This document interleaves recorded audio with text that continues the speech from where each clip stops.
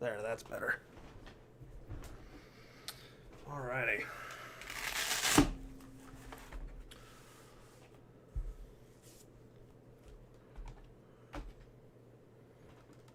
Let's do...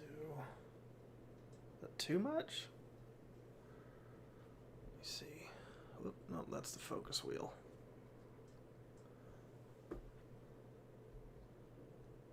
No, that's focus. What's this one?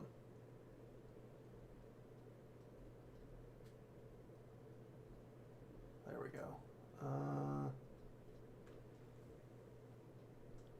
I don't know. Is that not enough? Too much? I don't know. It's hard to tell.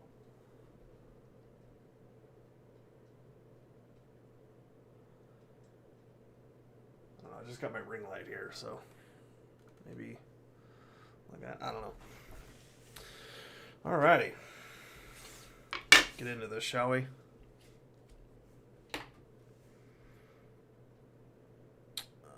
Let's see.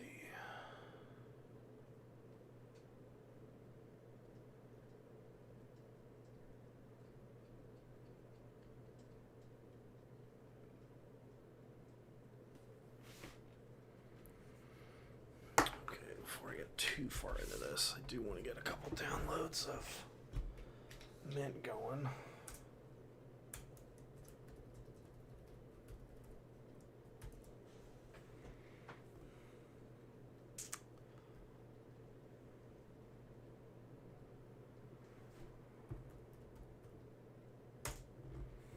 Okay. Pop this in here.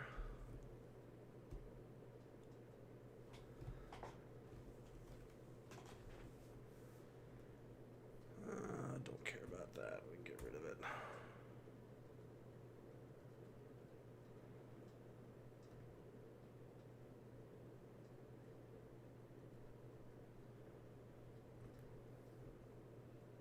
Yeah, let's go ahead and format these.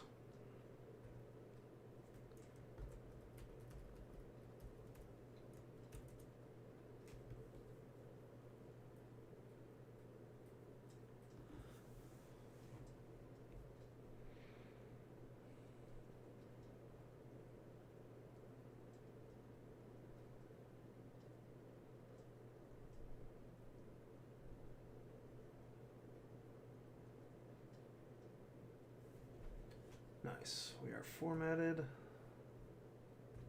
Sweet. Alright. We're done there.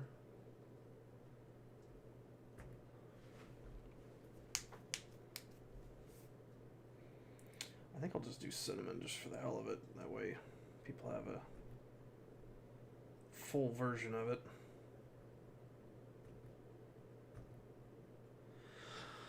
Okay, so wait, no, we need to put it in downloads first, and that'll take a minute while it's doing its thing. Okay, well, at least that's going. So in the meantime, let's see. All right, in the meantime, let's go ahead and take the battery out.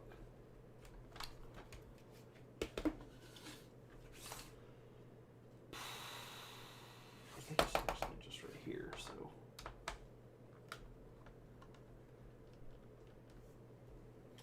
put that right there so I can see what's going on.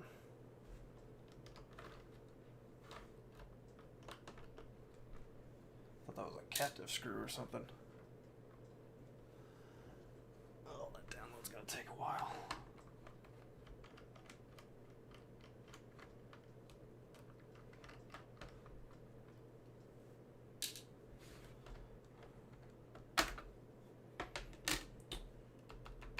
Ta-da! Alright, so we'll take this one out. And this is, how much is this? 500 gigs. Alright, so we have 3 500 gig. Actually, they're all the same, which is funny.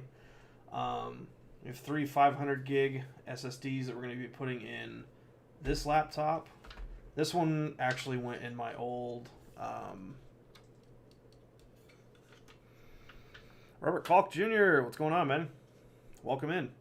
This SSD was actually in my security camera PC down in my basement, but I'm gonna put it back in there and put a brand new SSD in this one. So I'm gonna take this one out of this little carrier. So we'll slide these to the side for a moment. What's going on, Robert?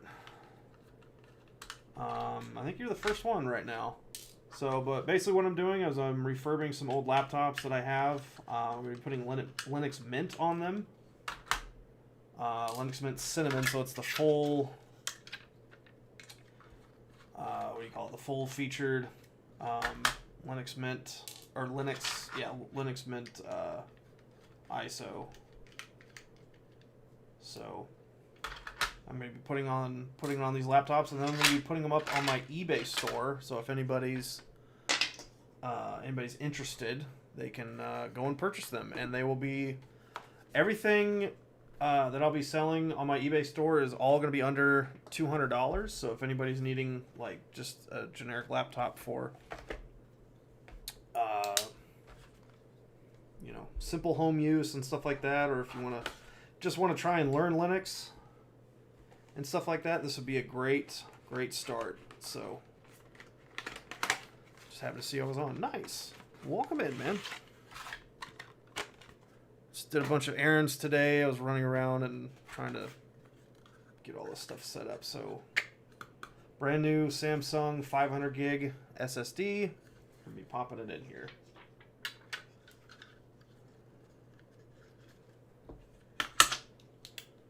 Put that away. Zoom a little closer. This is a wide angle lens. It doesn't zoom, unfortunately. If it was any closer, you wouldn't see most of the desk. Unfortunately. I have a V56 from Nova Custom on the way. Are they a system builder? I've never heard of them. Are they kind of like a Dell or not a Dell or an HP, but like are they like a Origin PC or something like that? Or I don't know, I've never heard of them.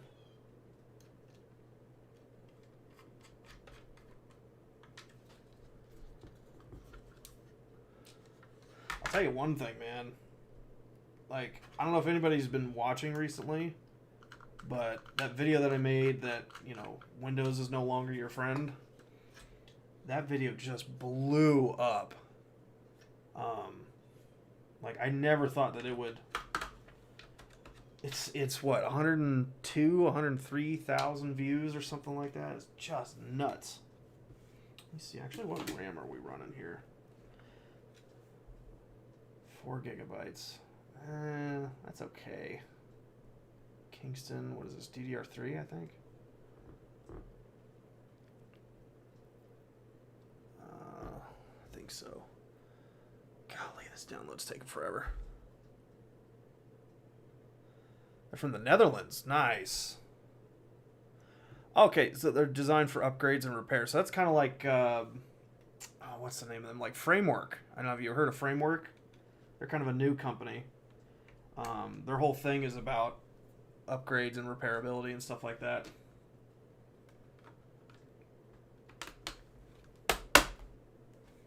All right, we'll pop these in.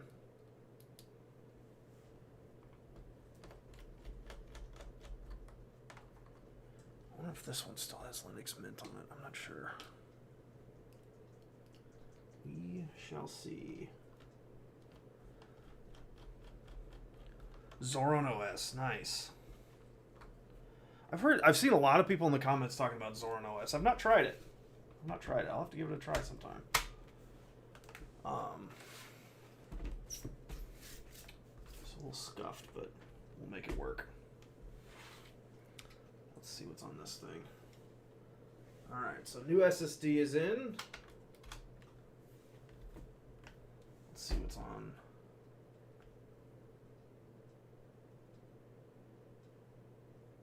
Oh, it needs the... I'll get the power cord for this thing. Star Labs. Oh boy, they sound familiar. Where have I heard of them before? Star Labs. That's not the one that all those like Twitch streamers came up with, is it? That sounds familiar.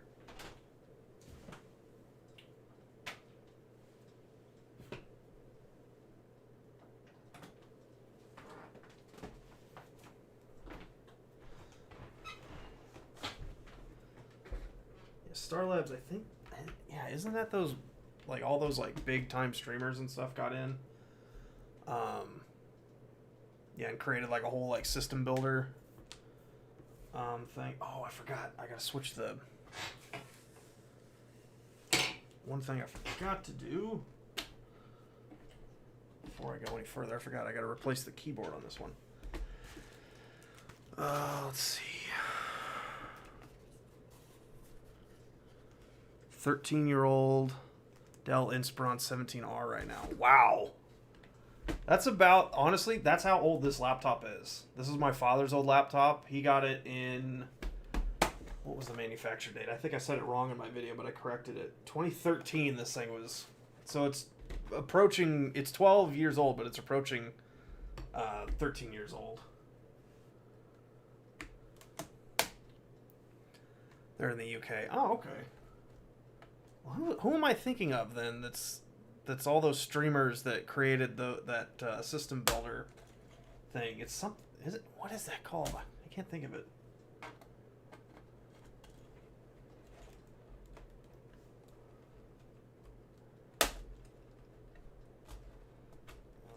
Let's see. I thought it was Star Labs. Maybe it's something different. Okay.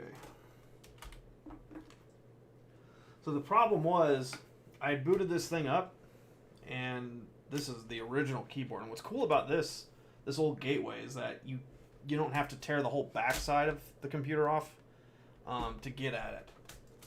So, and the problem was that I was trying to fix this years ago for my father because the old hard drive in it broke, and he couldn't use it anymore. So I took it apart from the back and was pulling on this ribbon cable, not knowing that you could take it off from the front. So you're new to Linux. Oh, okay.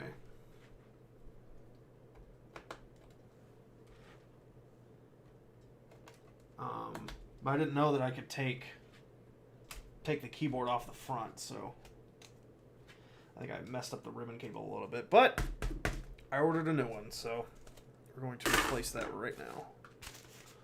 Where's my knife?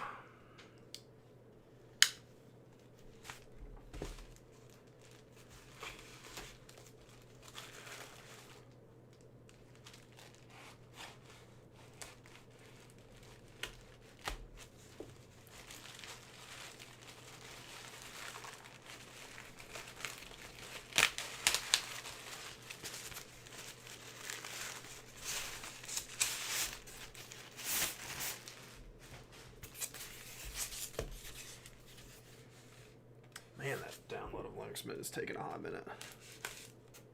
And I saw some other people, after I get used to Linux, I'll distro hop with this laptop and check out others. Yeah. See, I was planning on doing that too. A lot of people were talking about Zorin OS. A few people were talking about, like, what was the other one? Catchy, I think, was another one. It's just, I mean, there's so many out there, and they all kind of do the same thing, but they all have, like, different desktop environments and stuff like that, to where it's just like, you know what, just pick one. Just see what works for you. That's what it ultimately comes down to. Is that the same size? It looks smaller. Nope, same size. Alright. I gotta trust what I ordered. Alright, brand new keyboard. Get this out of the way. Now,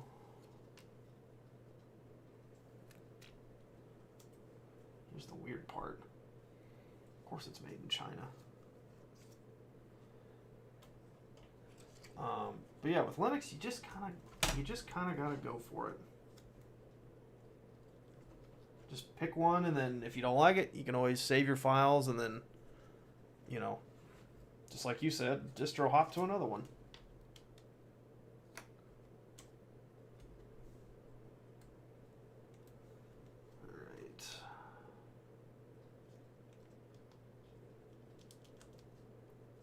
And that's the beauty of it, that Windows does not allow you to do.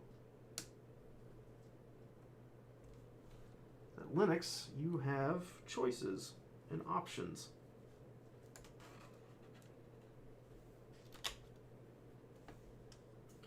Why do I still feel like I did this wrong?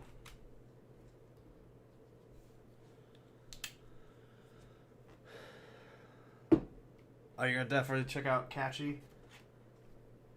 But there's also, and here's one of the arguments that I had in my last one of my last videos, is that I was saying that how Windows really needs to, or at least they should, but they don't, obviously, have like different versions of the OS, where it's like, hey, this is what I'm going to be using the system for. Can I just have a version of Windows based around that? You know, it's like, I'm going to be, like, I'm building this machine just to be gaming, you know, or just to do video editing or you know, music creation or something like that. But it's like, you know, but then, like, when you get Windows, it's just full of all this stuff, and you got to spend a whole bunch of time, you know, either deleting stuff or installing things, and it just becomes a real hassle. Whereas Linux comes kind of bare bones, and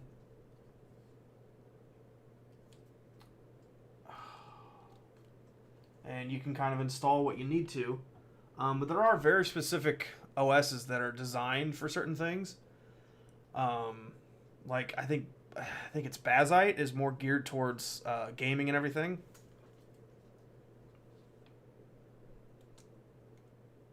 I think this is right because it can't go the other way.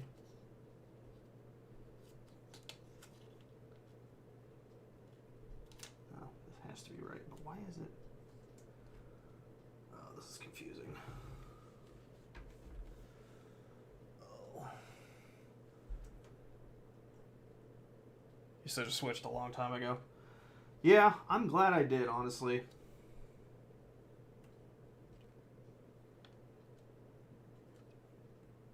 I don't know, I have this weird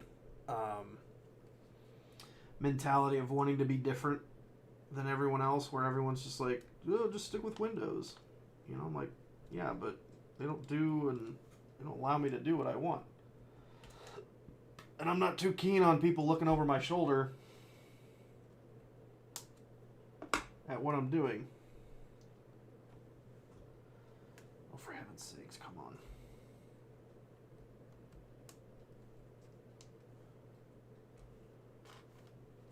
Alrighty. That should do it.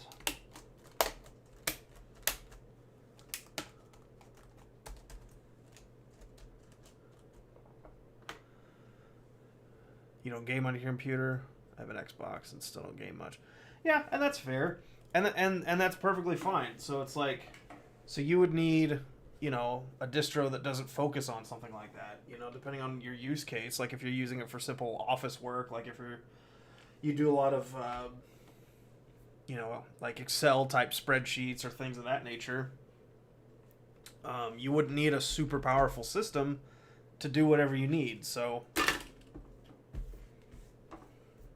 or rather, super powerful OS to do what you need. Let's see what's on this one. Alright.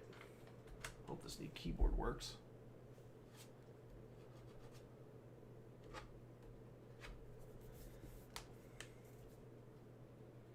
So I used to be a big gamer, honestly. And then just within the last, I don't know, I'd say 6 months or so, I've kind of gotten away from it. I still game with my friends occasionally, but not very often.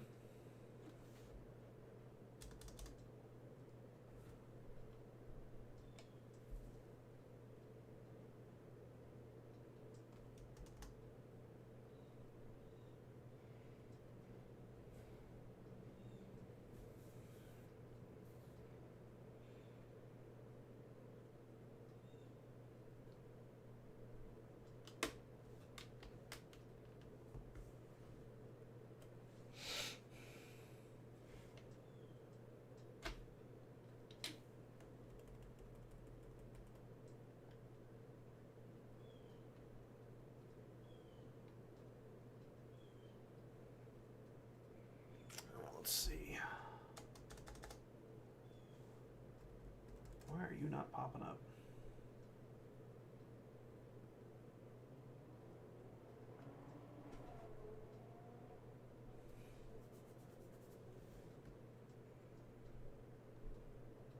This Linux download is taking forever. Oh, let me see what's going on with this one. Anything even on this side?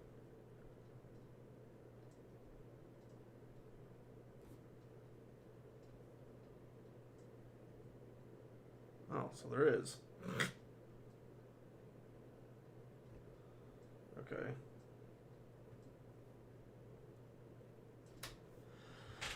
Alrighty.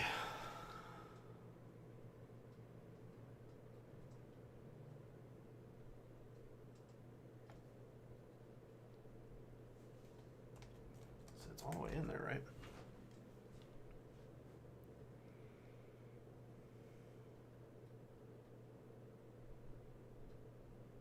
It's like learning stuff online.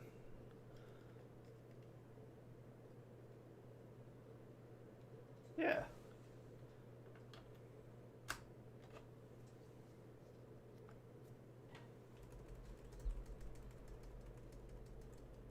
Come on.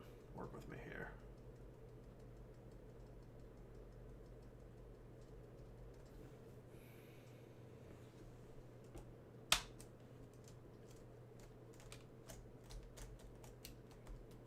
It wasn't down all the way.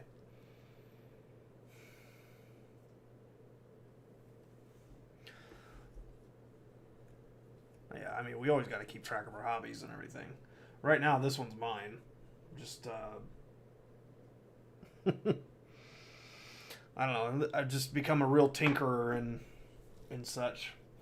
I like taking apart things and especially like this, where it's, where otherwise this laptop would have just been sitting on a shelf, or something like that, and just collecting dust for no reason. When it's still usable, throw some Linux on it and it's ready to go.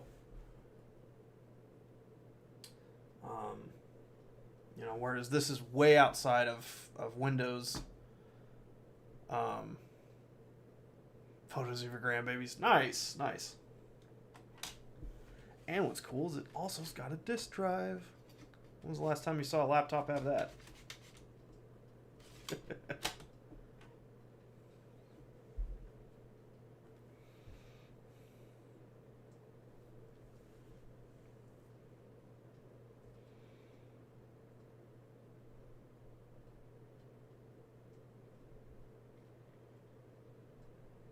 I wonder why this is not wanting to boot up. I'm not even getting like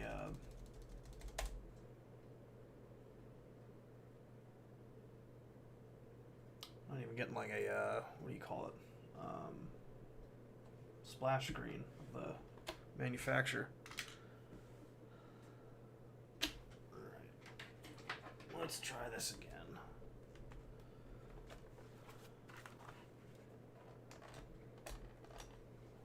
Oh yeah. I mean, there's tons of those people out there. But they have to be the type of person that would be into this sort of thing. That would be more than okay with an older system and everything. Well, and the funny thing is that I think it was a year or two ago, my nephew was heading off to college, and he needed a laptop for school, so I gave him an old one of mine, the one that's actually down here that I'm going to be working on here in a minute once I get this one up and running.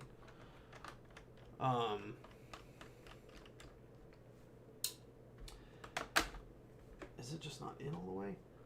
But for some reason, his, maybe the RAM's not in all the way.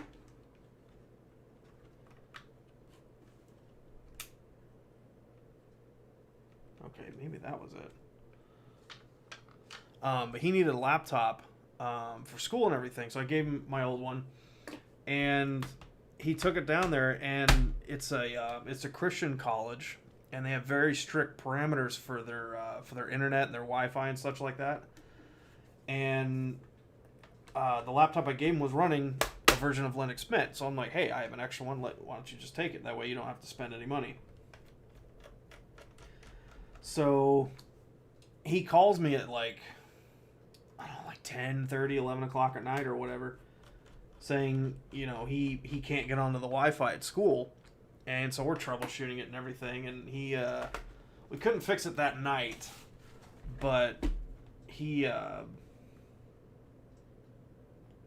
ended up taking it to like their IT department. There we go. The RAM wasn't seated properly. I know there's no bootable device. I gotta put the thing in here. There we go. That was the problem. Boot manager.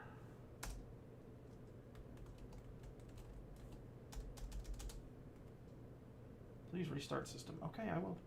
But anyways, so he took it to the IT department at his college, and they said for some reason their Wi-Fi system won't allow Linux systems, which is very odd. I found very odd. I'm like, Wi-Fi shouldn't, you know, defer between like operating systems and everything, which I found, like I said, I found kind of bizarre. So he ended up buying like another laptop. It was some Dell Inspiron or something like that. It was some kind of cheap laptop or whatever that he could use, which kind of stunk because I really didn't want to have him spend money because college is expensive enough as it is. So security policy, what is all this nonsense?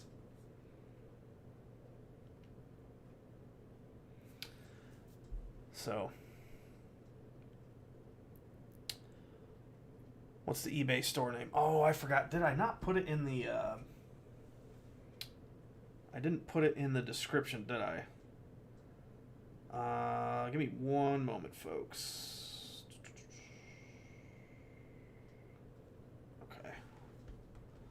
Alright, I'll come back to this in a minute. This thing is still downloading.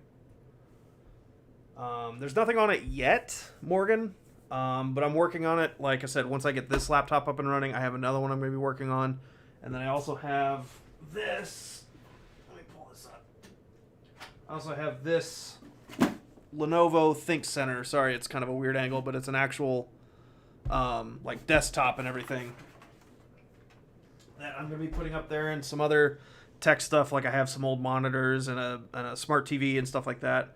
That I'm going to be putting up there. And then as I find older laptops and stuff, I'm going to be popping in SSDs like this, the Samsung SSD and stuff like that, popping Linux on them and then putting them up in the store. And then that way people can buy them, you know, and everything's going to be extremely affordable. No laptop is going to be over $200, and they're going to be coming with Linux Mint pre-installed. So if anybody's wanting to give it a try, it is, they are available. So, all right, let me put this in the chat real quick, or in the description rather. Like I said, there's nothing on there yet, but once I get all these things fixed and stuff, I'm going to put them on the store. Oops, let me swap.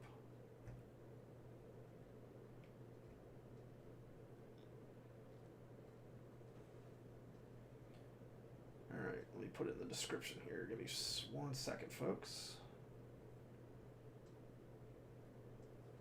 Oh, here we go. Edit. Duh. All right, eBay store.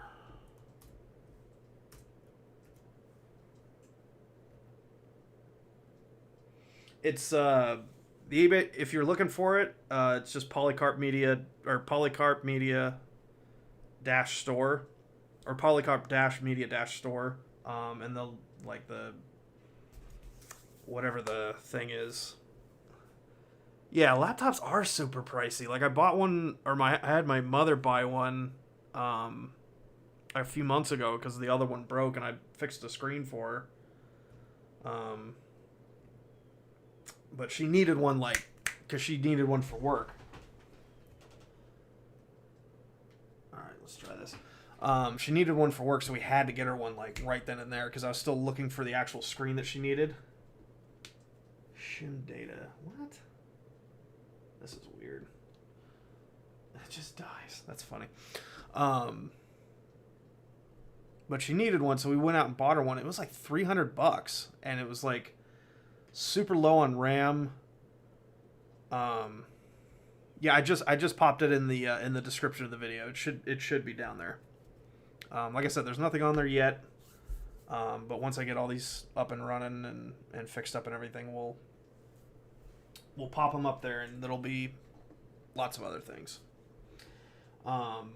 Yeah, we went to the local Best Buy and grabbed her a new laptop, and like I said, it was like $350 or something like that for this basic laptop, and I think I spent like $50 or so for the new screen. I found it on eBay, and then I fixed that. Yeah, I just want to try Linux, not spending big bucks right on. Yeah, absolutely. There's no need for that.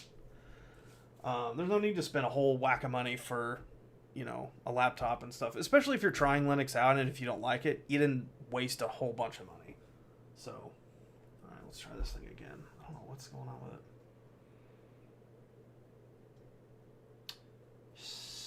Verifying SBAT data failed.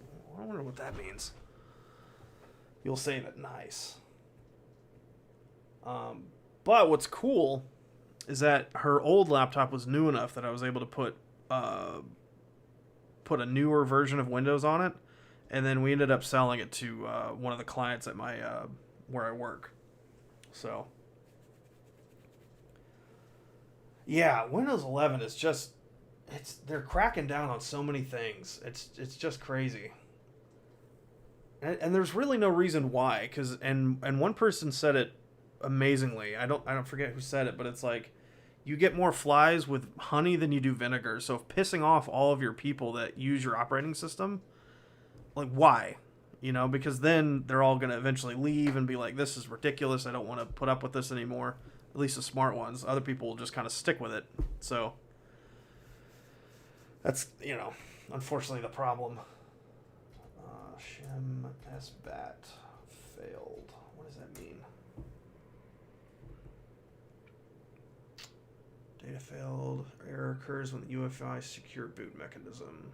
Specifically, the shim bootloader detects that their own version of SBAT secure boot advantage targeting blacklist due to a known security vulnerability. What?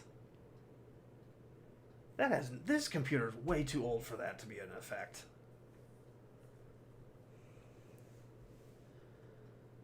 Yeah, dedicated gaming, absolutely. And that's what Robert and I were talking about. It's like, if you need an OS specifically for a very certain thing, then why not have like a version of Windows specifically designed for gaming or content creation or, CAD work or something like that, instead of like getting just all these features and things built into it, unnecessarily.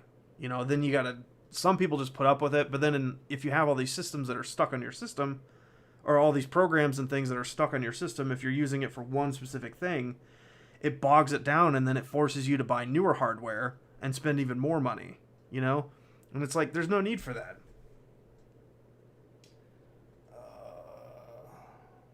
But that's not a thing. This doesn't even have Windows on it. Why does it say? This is crazy. 2024 is saying shim bootloader. What the hell?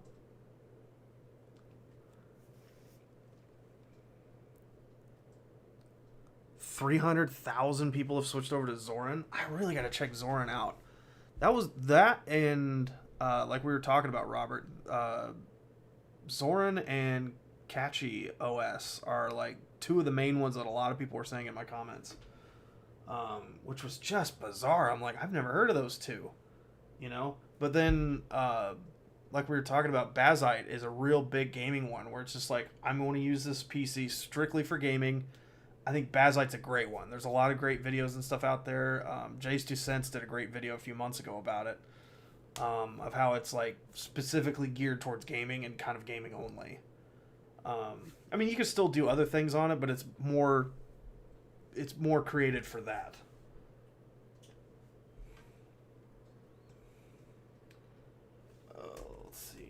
something has gone seriously wrong. Okay, so what can I do about this? This is so weird.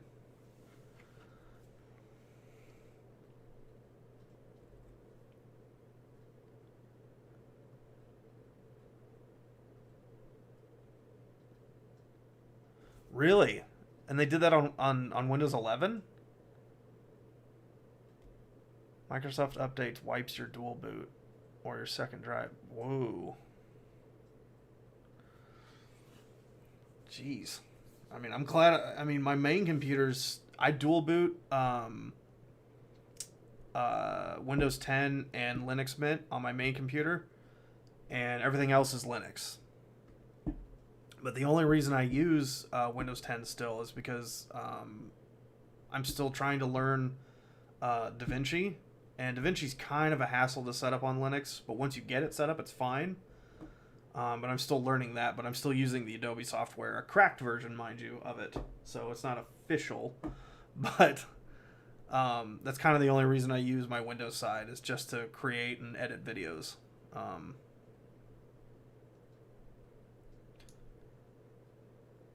Oh, it could happen, so it hasn't officially.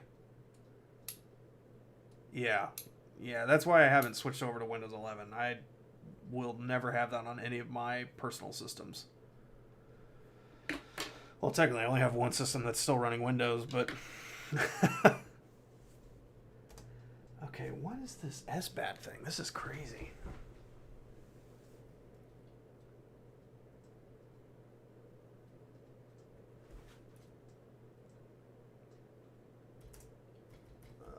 Let's see. Hold boot.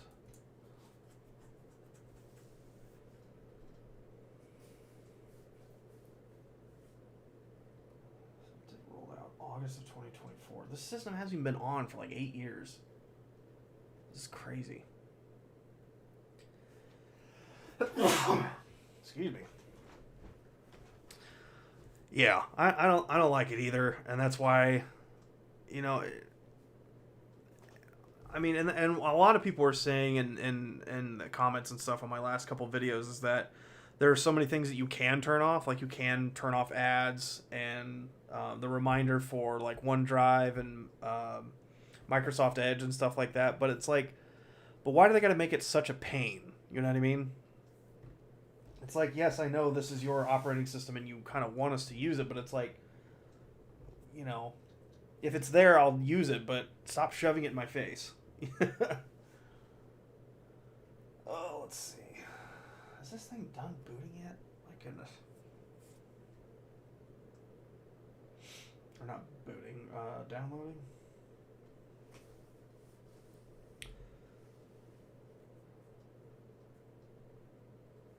I wonder if it happens, like if you're dual booting on, like, if you're dual booting like on the same drive, for example. Like if you have a partition.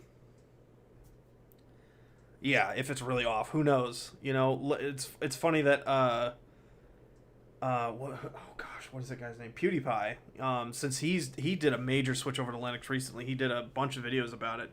Like he's gone full open source everything, which is crazy. He's done some great videos about it. But he talked about, he's like with those switches and everything of like turning things on or off, of certain features, or, you know, turning off ads or whatever. It's like, is it really off? It's like those buttons that he says that his kids have. It's like, yeah, they're buttons, they make noises and stuff, but they're not really doing anything. So it's like, you know, is it like that? It's like, yeah, it makes it look like you're turning it off, but is it really off? You know, I mean, so many people have this this weird suspicion, and I've seen it myself actually, of like your phones and stuff are obviously listening to you, even though you've, you know, turned certain features and stuff off. But it's like, you know, you'll be talking to somebody on the phone, or, you know, texting somebody about, you know, random stuff, you know, like baby strollers or, you know, anything. And then all of a sudden, you know, on Facebook or whatever, you'll start getting ads about that, or like little sponsored, you know, segments or stuff in your Facebook feed. It's like, aha, see? So it's like, I turned it off to my knowledge, but in fact, it's not turned off, you know? and like your search history and such on like your browser and stuff. That's why I use Brave, is that it doesn't track any of that stuff, and you can clear your cache and stuff every time you close the browser. That way, you know, all that tracking stuff goes away when, and your cookies and stuff as well. Those go away when you close the browser.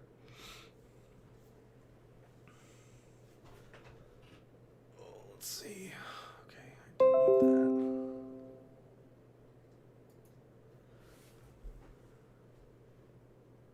that. It confuses who's the owner of the OS. Yeah, I mean, it's like you paid money. Like, say you built a whole system and then you bought like a oh gosh, what are those called? The thing for Windows or whatever, like what is it called?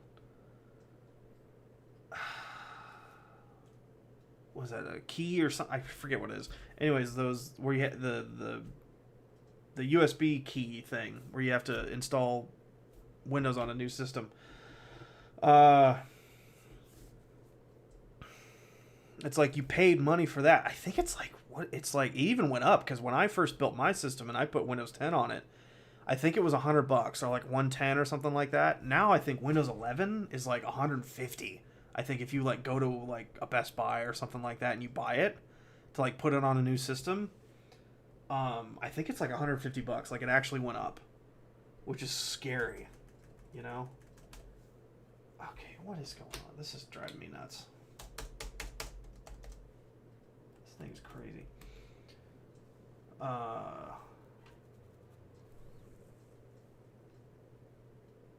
bootable device. Okay, it must be this then. I'll wait for the other one to finish downloading. It should be downloading it should be almost done downloading soon. Product key. Yes, thank you, Morgan. I couldn't remember it for the life of me. Yeah, product key. So it's like I paid money for this, but then you're still gonna put ads and stuff in my face, and you know, and it also comes down to like subscription services and everything. It's like, say you pay, you know, the top price for Netflix or something like that. It's like, and you're still getting ads. And it's like, okay, but what's the point of me paying if you're still going to put ads in my face? That means you're just getting twice as much money, like Netflix is, you know? So it's like, what's the real point of paying for it if you're still going to get served ads if you paid to not see ads? You know, so it's like, so I'm just going to pirate now, basically. Oh my gosh, you know? And that's what kind of red pills people, is that you pay for a specific type of service, like let's say for, you know, Netflix or Amazon Prime, for example. Yeah, Amazon Prime, exactly. I was just doing it the other day, where I do have Amazon Prime because I do order a lot of, like, you know, new parts and stuff like this, and I need it, you know, pretty snappy. eBay just takes forever. Still with Windows commercial, $80 per year. Yeah, but like with like Amazon Prime, like I have the basic version. I got whatever their lowest tier is. I forget whatever it's called. But if you rent, say, like a movie, and I actually did a video about this, I think about a year or so ago. My nephew was here like over the summer. I think it was last summer. And we wanted to watch Iron Man 2, and I knew I could get it for like, you know, the 4K UHD version or so on Amazon or Prime Video or whatever. You could rent it for like, I don't know, like $4 or whatever it was, or $20. I forget exactly how much it was, but it wanted me to download and use the desktop, like the desktop Prime Video app. And that was the only way that I could view it in its full resolution, like the full 4K UHD. And I'm like, I'm sorry. Why are you hindering me if I'm giving you money to view it in a very specific format? Why are you hindering me in that sense to make me, like, it said, oh, what did it say? It said something like the video can only be viewed at 4K using either Chrome or their Prime Video app on many different platforms. I'm like, no thanks, I'd rather not. I was like, I want to be able to view this video. I pay you money, you give me video or movie or whatever in the format that I paid for. Like, I could have gotten it in the I guess the 1080p version for like $4 or whatever it was, but I wanted, I wanted it to look great for me and my nephew so we could watch the movie and have a good time. But but they're like, no, you have to use our app. I'm like, no, I don't want to use your app because you're still gonna shove ads in my face, and you're gonna track, the things that I, rent or buy or look at or whatever on your website. So you're gonna serve me even more. Like, no thanks. Like, I'm okay. I want to view it how I want to view it, and if you're not gonna let me, I'll go elsewhere for free. So. Be that as it may. Okay, cool, sweet. It's done downloading. They're so greedy that they're never... Yeah, and honestly, that's kind of the problem. It really is. Okay, so this is done. But, I mean, for God's sakes, they're a $1 trillion company, Amazon is. Are they $1 trillion? If they're not, they're they're close enough, Okay, do I have Billina Etcher on here? Maybe I don't. Okay, I'll have to pull up my software manager.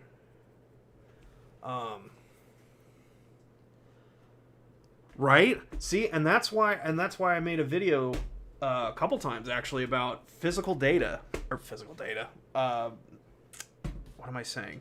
Physical media, excuse me. Physical media. It's so much better. Is it Bellina? Yeah, Bellina Etcher? No matches. Really? Bellina's not in here? About physical media of actually buying, the physical discs. CDs. Exactly, So, like, I have a decent, like, I don't know about decent, but it's enough to where I don't get bored of, DVDs and movies and stuff. I still have VHSs, which is crazy. And I will never give up. Let's see. I might just have to go to Bellina Etcher. There it is.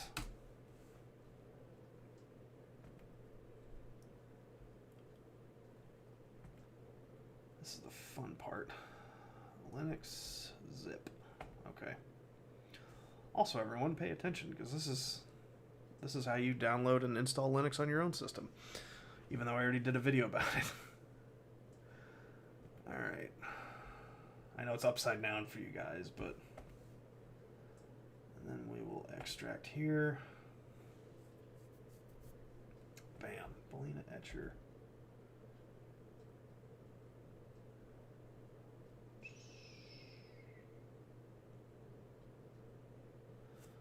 There it is.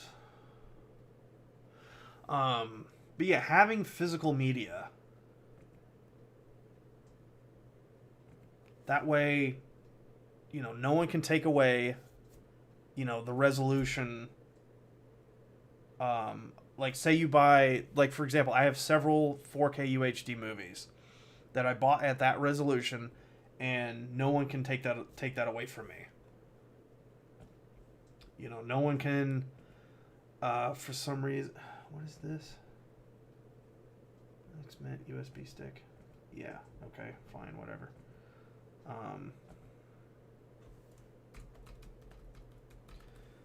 And, I only paid for it once. I never have to pay for it again, and I can keep those movies at that resolution forever. Until the discs break, and then, buy another one or whatever. But, let me just go ahead and shut this down. And honestly, that's the beauty of having physical media, is that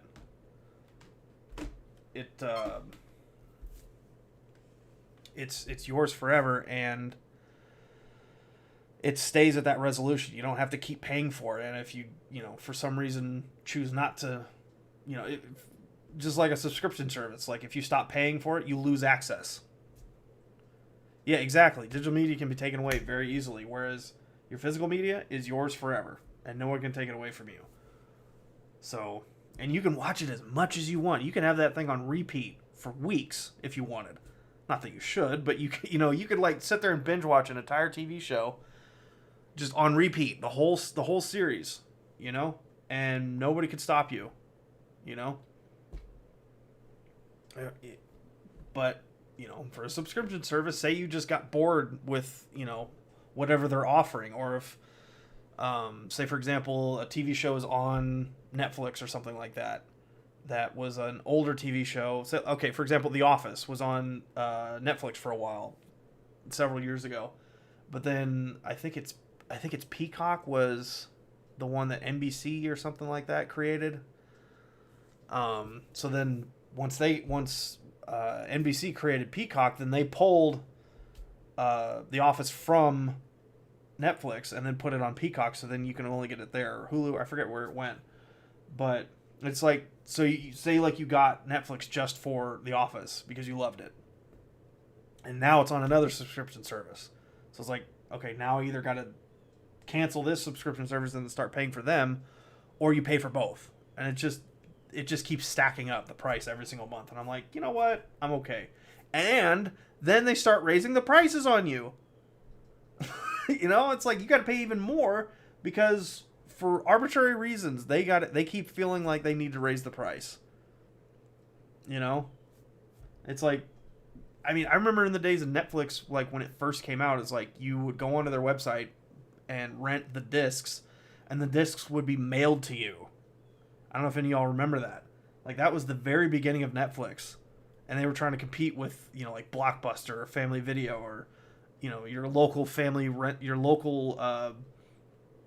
rental store and everything, and they started to beat them out. But then they were the first to come up with the online video streaming subscription service plan or platform. And now they're kind of victims of their own success because now everyone has it, and now they have to create Netflix exclusive content to keep stuff on the platform. Oh, you do? Okay. I was buying old CDs when Apple started. Was it DRM music for one? Oh, yeah.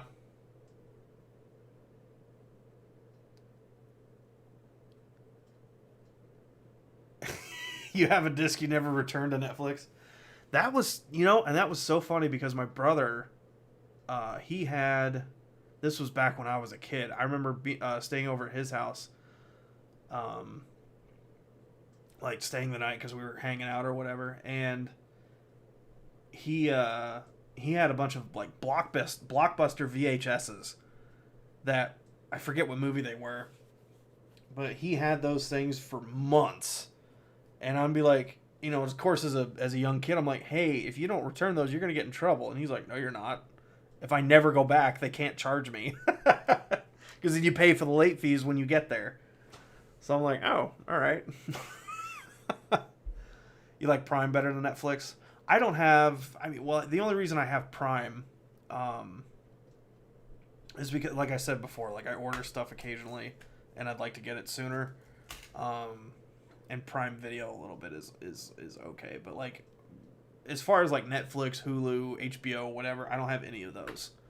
If there's a movie that I can't find on Prime for free, I'll just pirate it, Or if it's a good enough movie, I'll just buy it, I'll buy it and have the physical disc. That's what I've started doing over the last year or so,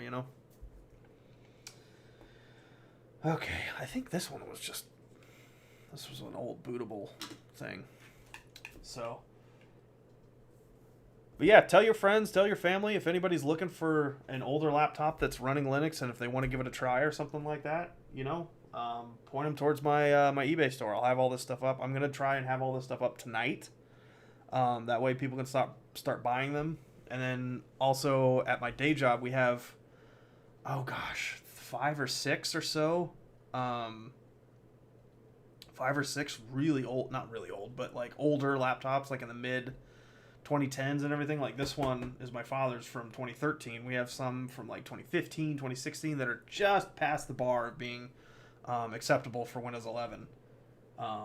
And they're just kind of sitting there. My boss is like, I don't know what to do with these, put them up on eBay or something. I'm like, hey, maybe we could, put Linux on them and sell them on eBay and, kind of keep them still working. Because some of them are so old that they're running, oh gosh, one of them was running Windows XP, for God's sakes. You like Hulu? Can watch The Americans on it for free. Oh, okay.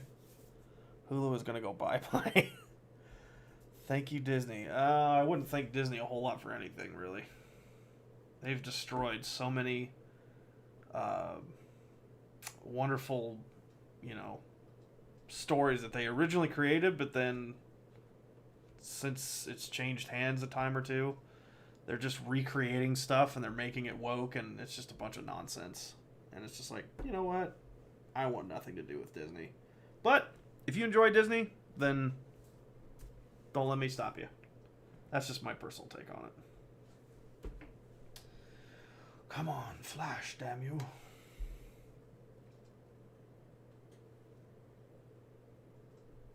What distro are you putting on them? Linux Mint Cinnamon. So it's the fully featured... Oh, you're being sarcastic. Okay, gotcha. Yeah, Linux Mint Cinnamon. It's the most feature-rich version of Linux Mint. If you are interested in an older laptop, like I said, they're all going to be different. They're not. I don't have like a big stack of like the same ones or anything. But if you're wanting like a very specific laptop, you're like, ooh, I like that one, and you're wanting it. Let me know what distro you want, and I can put it on there for you, if that's what you wish, or if you just want me to send it to you, whichever. But Linux Mint is kind of the my kind of go-to as far as like Linux distros. So, and in my opinion, I think it's the easiest for Windows users to kind of navigate to. And then when they become more familiar with how Linux kind of operates, they can switch over to a different distro and everything. Like Robert was talking about, he's gonna I think you're on Zorin right now, and you're gonna switch to something else, I think. But yeah, that's kind of the whole point. It's to kind of help people understand. It's like, look, you're not if you're sick and tired of dealing with Windows nonsense, you have options, and Linux is not as scary as a lot of people tend to think. I thought it was all about when I first heard about it, I thought it was all command line. Like you just had to retain all of this like command line, super tech nerd commands and codes and stuff like that. I thought you had to be a developer, honestly, to work with Linux. And then I watched a bunch of videos and stuff, and I watched LTT's like Linux challenge. I'm like, oh, I could do that, So and then I watched Luke do his whole thing with Linux Mint on LTT, and I'm like, oh shoot, I could do that. So then I tried it on an old laptop of mine. I'm like, well, this is freaking easy. Yeah, Zorin 18. There you go. I mean, sometimes there's a few like on specific software and stuff that you're using, or specific hardware that you're using, depending on what it is. Like you may have to use the command line, but the thing is, you don't have to come up with the command yourself. A lot of those are found on the website for the specific hardware that you need a command for, and all you got to do is copy and paste it into your terminal, and you're good to go. Like you don't have to go hunting for it and then like learn how to type it out and stuff like that. So it's a lot easier than people think. Yeah, there is occasionally some command line stuff, but it's not that scary. It really isn't. All right, this is finished. Close that out. Slap this one over here. Alrighty. Windows 10 on this Dell you're using. Oh, okay. Oh, so the computer you bought is coming with Zorin, but the one you have now is Windows 10. Gotcha. All right, let's see if this works now. Give me some weird SBAT stuff. Let's see if we can get it working now. Aha! There we go. Nice. All right, can everybody see that? I know it's kind of weird. I got the light and the thing. But this is what your This is what it'll look like. Yes, keyboard. The keyboard works. Morgan, I don't know if you were here for that, but I had to replace. This is a brand new keyboard. Here's the old one. A lot of the keys weren't working. So, and what's cool about this laptop is that literally you go around the edge and just pop it out, pull the ribbon cable out, pop the new one in, and you're good to go. The laptop is still usable. Yeah, I'm sorry guys, it's upside down, but I'll make it as easy to view as possible. So yeah, you get Linux Mint on a little bootable device. You pop it in there, brand new SSD, and here we go. So Linux Mint 22 Cinnamon compatibility. Like I said, this laptop is from 2013. It was running Windows 7. It is way past its ability to run Windows 11. Or even Windows... Well, I bet you it could run Windows 10. Because I think Windows 10 came out in 2015, I believe. And it's got 4... If anyone's interested in this... You just got here 15 minutes ago. Oh, okay, nice. Where am I based out of? I am in the U.S. I'm in the state of Illinois, unfortunately. What was I saying? Oh, but if you're interested in this laptop has 4 gigabytes of RAM.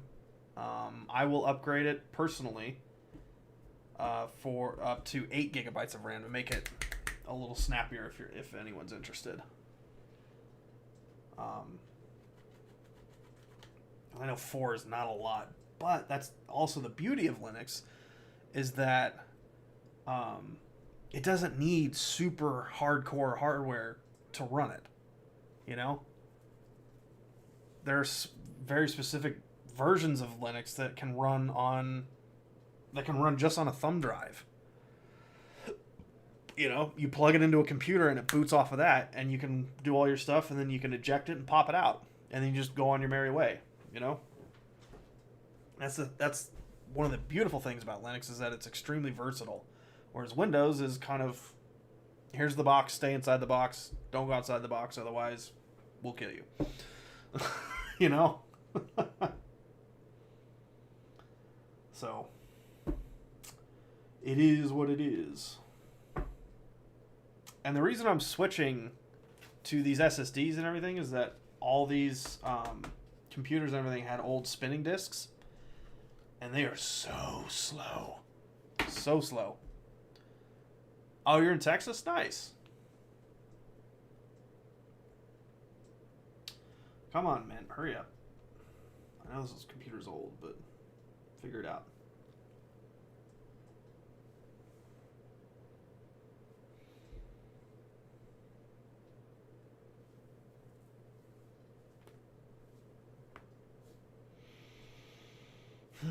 What time is it? It's almost 4. My goodness. Puppy Linux? I've never heard of that. Arizona, nice. What is Puppy Linux? I've never heard of that. Nice, there we go. There's the desktop, folks. And the, let's see. Trackpad's working. Keyboard's working. Wonderful, I love it. Won't be worrying about Windows much longer. I feel you, man. I really do. Now, okay, and here's something that, and here's one of the comments that really kind of stuck out at me. I've been reading all the comments on all my. It's very light. Wonderful. I have to look into that. I'll have to give it a try. One of the comments on the video that I've been, or the main video that kind of really garnered so much attention, that's now over, oh gosh, let me look. It's now over 102,000 views, which is huge. Absolutely huge. What is the view count on that one by chance?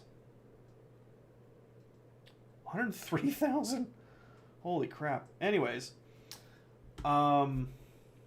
Where was I going with this? Oh, somebody said it. What were they saying? It was something to the effect of like, look, no one's gonna listen to you. Everyone's just stuck in their ways. You know, Windows is 10 times more common. You know, no one's basically gonna wake up and listen to you. Is basically what he was saying. And I'm like, look, I totally understand. You know, maybe not the majority of people will listen. Maybe not even 20% of people of those people that watched my video or have watched other people describe or at least talk about how bad Windows is and being able to switch over to Linux. But I'm like, you know what? If I can just get a few people, you know, because it's, I don't know where this line came from. I don't know if I've heard it before or not, but the line that popped in my head this morning when I read that comment was, it only takes one rock to start an avalanche or to start a rock slide. You know, it just takes that one person to be like, you know what, I want to give that a try. And then their friend hears about it. It's like, what are you doing with what's Linux? And then they tell them, and then they're like, oh, that's kind of neat. And then they tell their friend or family or whoever, and it spreads from there, you know? It takes one rock to start a rock slide. So, yeah, maybe not everyone will listen to me and be like, not just listen to me, but like heed at least what I'm saying. But it just takes a few people to be like, you know what? I want to give that a try. To kind of take some chips out of Windows and stuff like that, you know?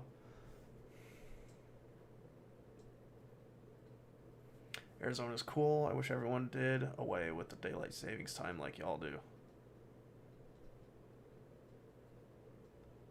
Really? Arizona doesn't abide by the whole daylight savings thing?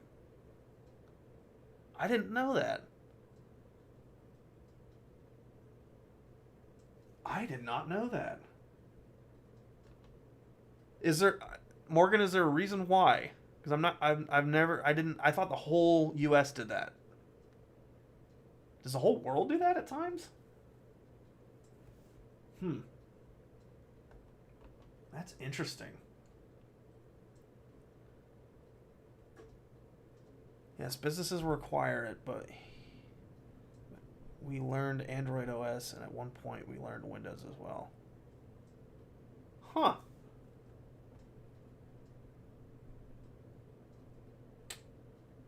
Wi-Fi security.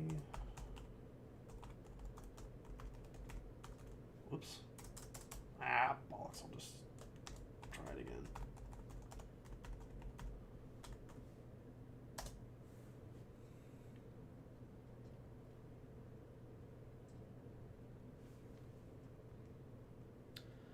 Nope. We too dumb to figure the clock stuff out. I wouldn't go that far. Arizona and Hawaii. Really? Only the U.S. does it. Why? I wonder why. I've just kind of grown up with it, and it's kind of always been the thing. You know, it's like, oh yeah. I mean, I was born and raised in Illinois. I was in Texas. Robert, where are you at? You said you were in Texas. When I was in the Army, I was stationed at Fort Hood for a while. But I also lived in Dallas and stuff for secure boot. I don't care about that. That's interesting. Why Arizona and Hawaii? Excuse me. Erase disk. Yes, that's what we want. Windows 8 was just coming out when I bought this Dell. It's been a good laptop. Nice. Fort Worth. Nice. I lived in the Dallas-Fort Worth area. I was in Arlington, to be exact. I lived there for 4 years. It was nice. I really wish I could stay there, or I wish I could have stayed there, but I'm glad I didn't. I'm glad I came home after I retired, and because I got to be with my father for a few years before he passed. Sorry, regarding no daylight savings time, I do not know why we don't do it. Maybe because we are not very agrarian. Interesting. There's no need for partitions on this drive. Just put it on there. Sure. That's Central Time.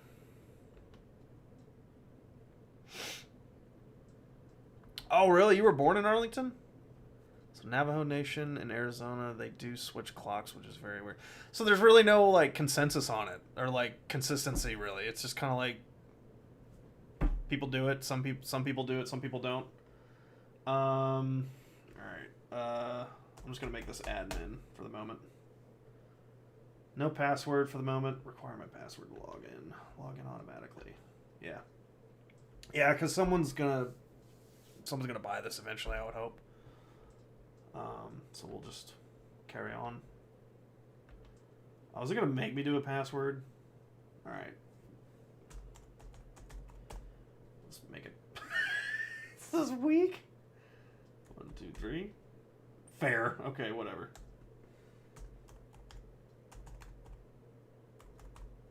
It's not gonna matter, because like, I'm gonna put the passwords on a post-it note when someone buys this, so that way they have it. Reserved only by the system. Please use a different one. User -1? I don't know. How about that? Linux, let me do what I want! I gotta write that down for that way I don't forget. Yes, okay. Alright, copying files. Sweet. What the? Charger should be working. Get in there. There we go. Now it's charging. Sweet. Alright, I'm going to keep a running tally of this.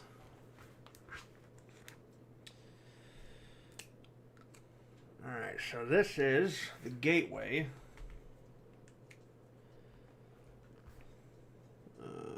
Let's see. So this is going to be... This is a gateway computer. And it's...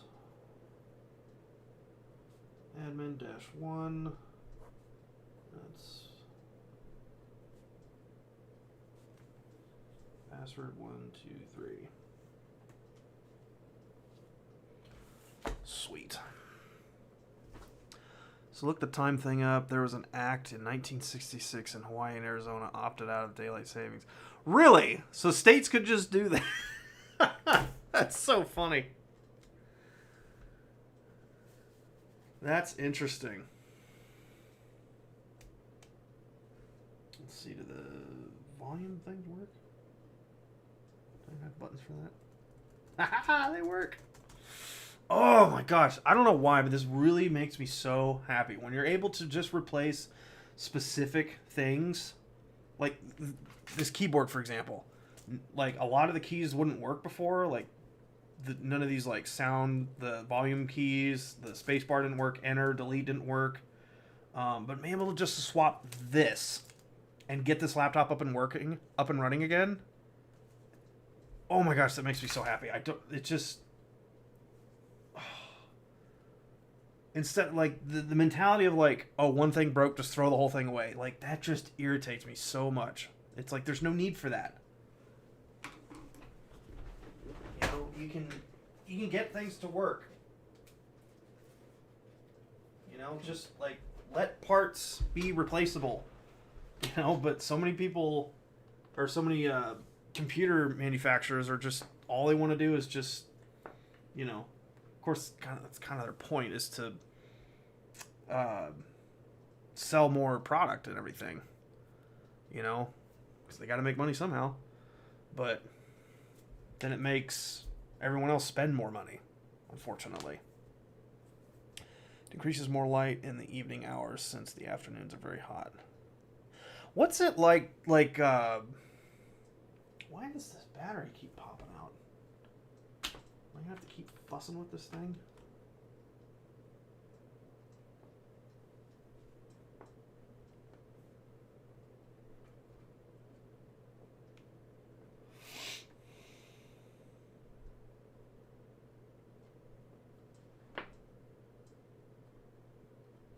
Sorry, I'm distracted by the battery thing because I don't know why it's not charging. It's plugged in. Something wrong with a cable?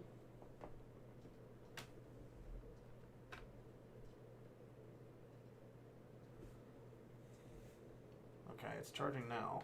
Please don't die.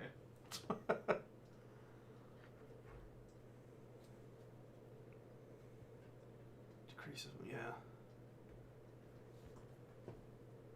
Well, that's the other thing. It's like the fact that, you know, like you wake up in the morning, it's dark. You go, and it's, you know, by the time you get to work and everything, it's light again. Why does the battery keep dropping off? It was charging and now it like won't.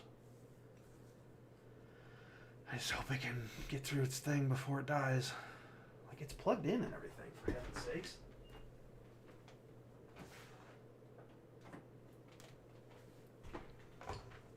Oh, what if the cable's bad? Let me get another one.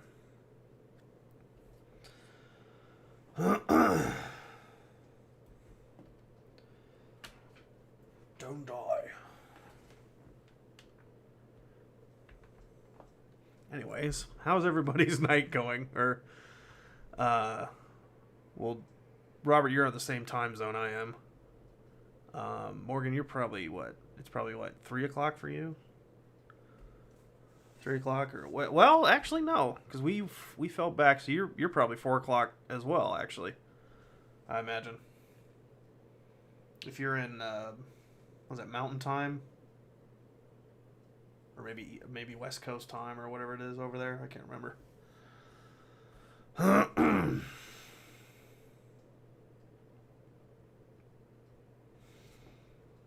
It's so funny this thing picked up on my... Oh, you're still working, huh?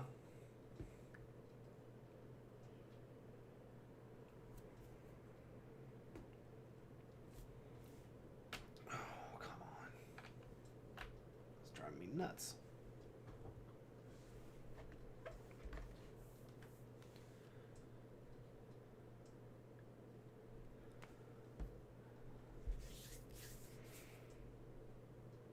Oh, it's 311. Okay. Okay.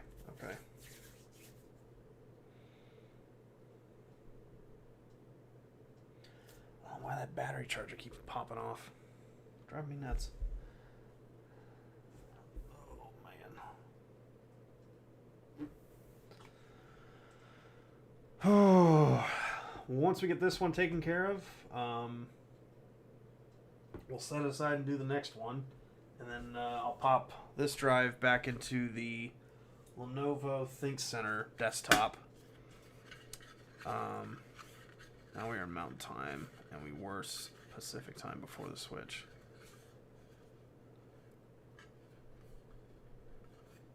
I thought you said you guys don't do the time switch, or is that just for work, you mean?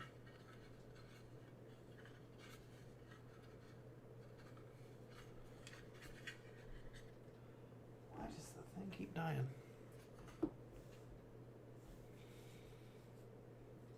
Come on, Linux Mint, hurry up. I don't want this thing to die before it's done installing.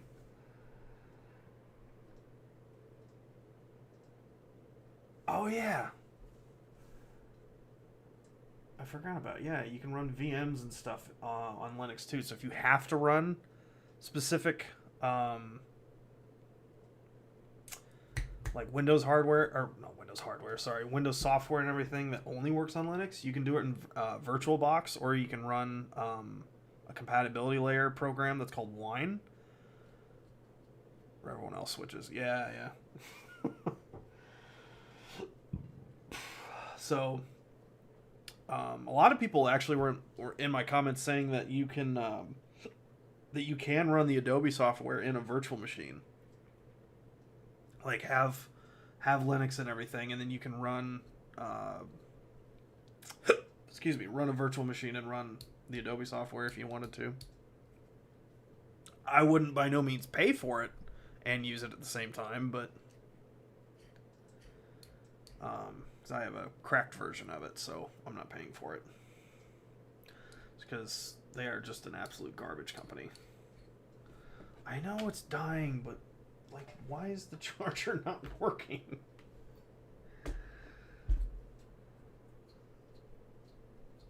Driving me nuts.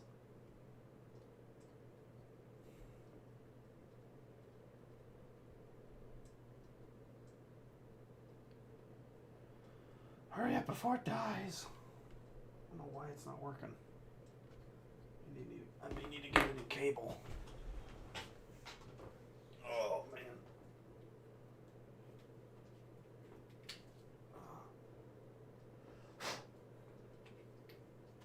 Come on now. Don't die on me yet. Oh, shit.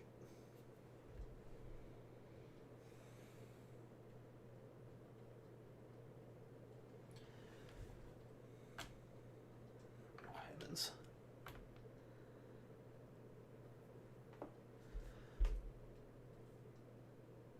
So the East Coast, Eastern Time, part of the year, we are 3 hours different.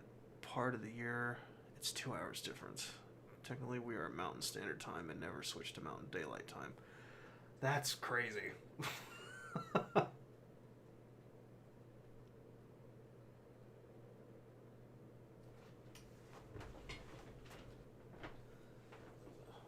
my blinds here. All my neighbors are looking at me like I'm crazy.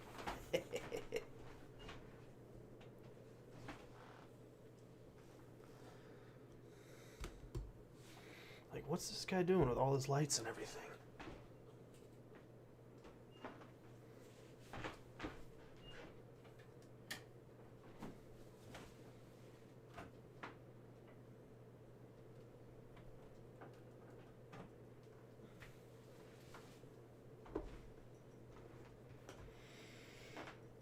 If we could just get it installed before it dies. Wouldn't that be wonderful? Oh, man.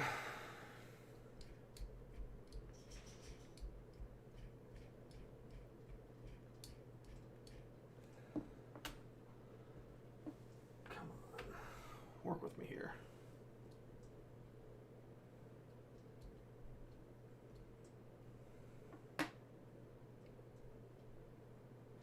I mean, it was charging the last time I was using it. So I wonder if the cable for some reason died. Maybe the charger port? I'm not sure. Oh, I'll have to find a new cable.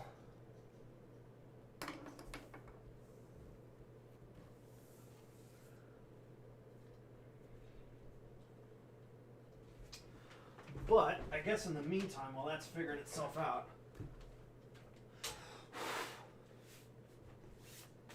can start on our next one if this thing dies in the midst of it.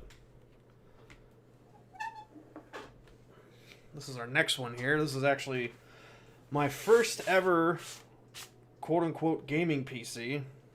It's a Dell something. It's not an Alienware or anything, but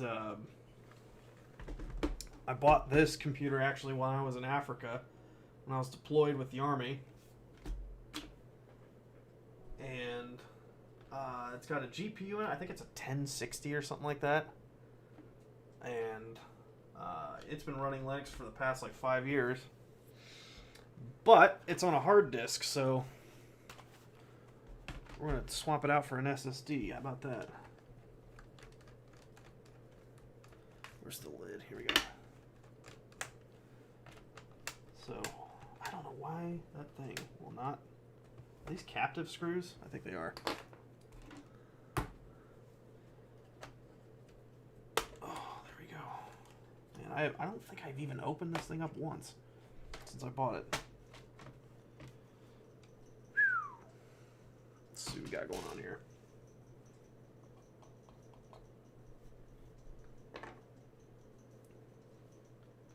Yeah, we'll have to get a new cable for this one. I want to make sure someone can charge this thing. Alright. Oh, it's got 2 slots for RAM. Battery seems okay. So it's a 1 terabyte. So this is what... for those of you that have older laptops and everything that have spinning discs, this is what they look like. 7 minutes remaining. I know. I don't know why it's dying. It's driving me nuts. Yeah, they're just small hard drives and everything, and they kind of suck. So we're going to be swapping this for this Samsung 500 gigabyte SSD.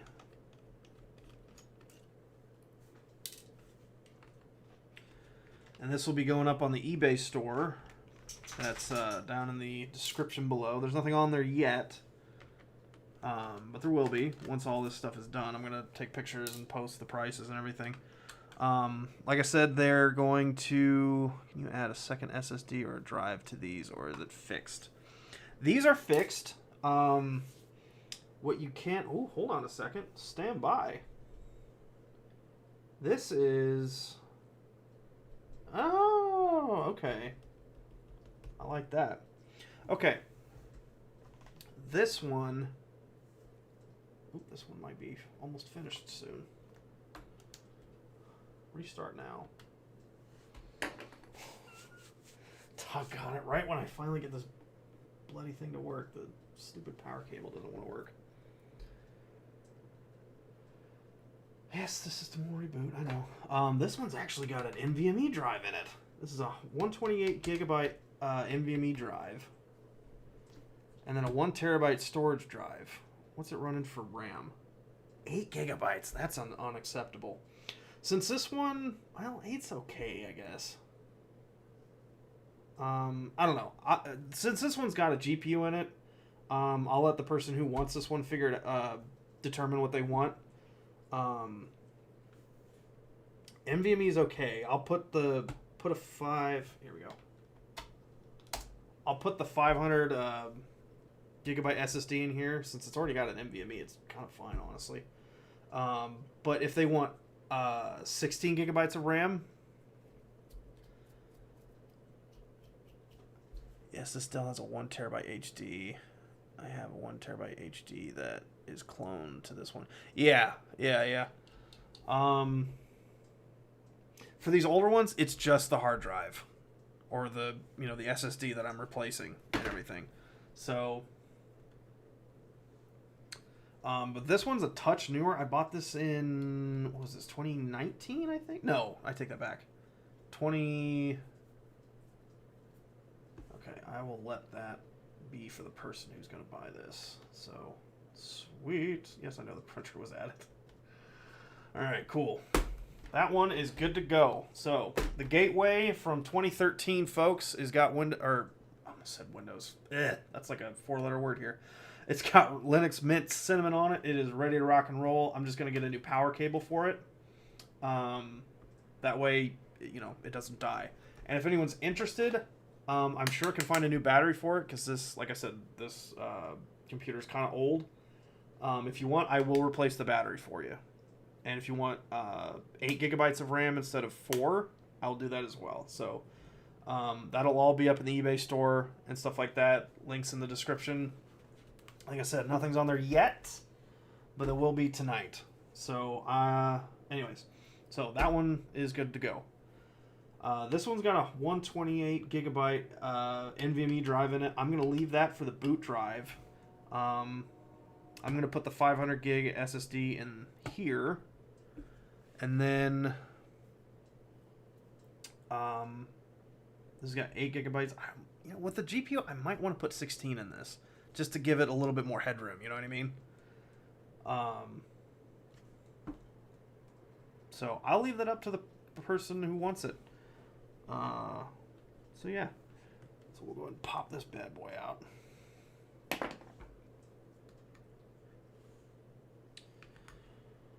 Oh, let's see. It's going to work with me here. Oh, that's cool. Yes. Electronics. May as well change the heat sink's thermal compound while you're inside of it. That's not a bad idea. I do have some thermal paste lying around that I haven't used. So, this is kind of cool. The old, much smaller versions, of the spinning disk and stuff people have in their computers. Like, desktops and stuff. Just touch smaller. Anyways, put that aside. Let's see, battery's good.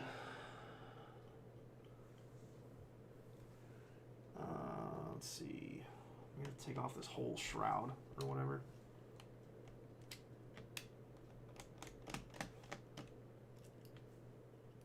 There we go. Lord have mercy. I really don't want to take this whole shroud off. Might have to, though.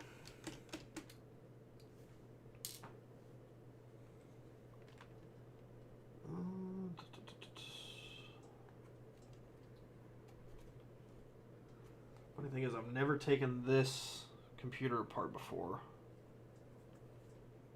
I don't think I've ever taken the back off either. Oh, electronics repair is one of your hobbies. It's one of mine too. I don't know why. It's like, it's so funny because like there was this gal that I was dating way back in the day, back in my like early 20s, and she her dad was into like electronics repair. He had like a workbench and stuff out in his out in their garage and stuff, and he would he always had like, I think he had like an oscilloscope and like a bunch of old like computers and like laptops and just random kind of like motherboards and stuff stacked everywhere. And I'm like, who wants to mess with all this stuff? Like, this is dumb. And like, give it 15 years and here I am. Oh, let's see, where's... Oh, this is... Ooh, that's a star. I have that one. This is useless. I can throw this away. Also, shout out to iFixit, man. They're tools. Can't go wrong with them, man. Gotta love iFixit. What's up, Maya? What's up, darling? Sorry, the doggy's distracting me. Let's see. Spider there. Is it this one? Nope, smaller. You haven't worked on computers much? What's your go-to electronics that you like to mess with there, Robert? Computers is definitely mine. I don't do phones or anything like that. I like laptops and desktops and stuff. Maybe it's because those are easier. I don't know. But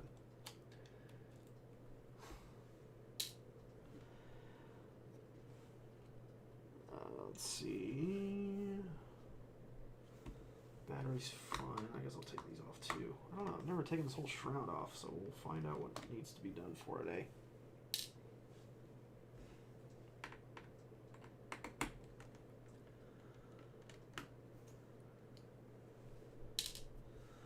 Love iFixit. Yeah, me too. I have the big set that came with a wooden box. Really? I just have this one. This is all I have right now. And it's been great. You know, it's all the different sets and everything. They do have some really cool things that I really want to... I think they're coming out with... either they're in the process of creating or have already a soldering iron. I really want to get into soldering too. Look up a guide on this. I don't remember what's the model number on this thing.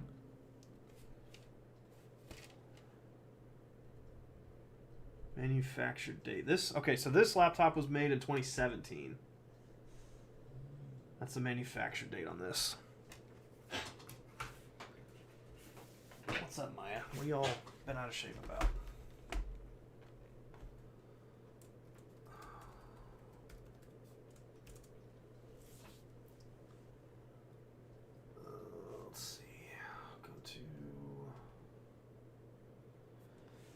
Oh, TVs? Nice. I've never done TVs. Alright, let's go to iFixit. They got all the tech repair. Serial number. Okay, so it's a Dell. Is it an Inspiron? No, it's not an Inspiron. This is a... oh, for heaven's sakes. Dell something. Oh, it is an Inspiron. Inspiron. This is a 15 dash 5577. Let's see what we can find. Not a battery. I don't need a keyboard.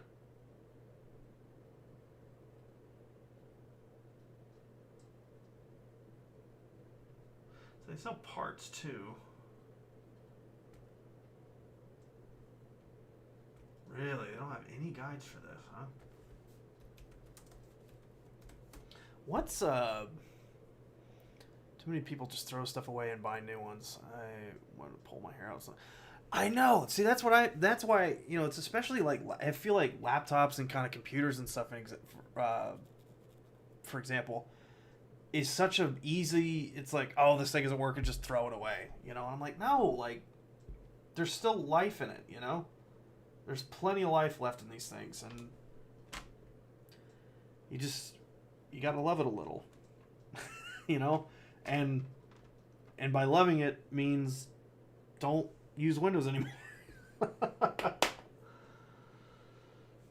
Oh man, 15. Whoops, 15. Oh heavens.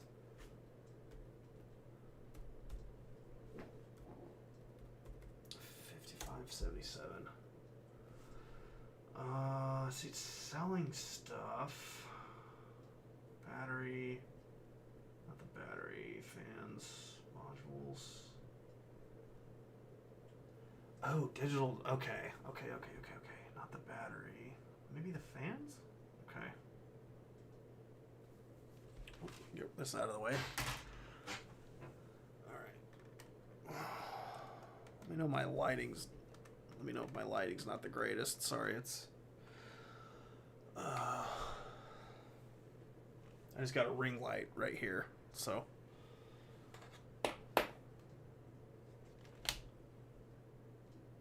Oh, do I have to take those off too? Unscrew the base cover. What?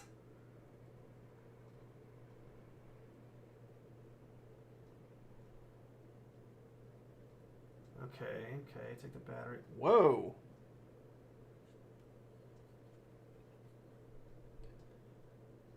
Oh, are you kidding me? I gotta take this. Oh man, this is gonna be a pain. Oh, for heaven's sakes. I'm gonna move the palm rest. Oh, this is gonna be a absolute pain, man.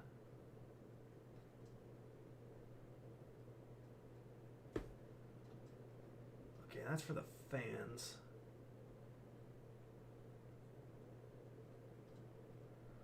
Ooh, a fix mat. Oh, iFixit sells a fix mat. Okay, I have a clock radio. Girl threw it away in college.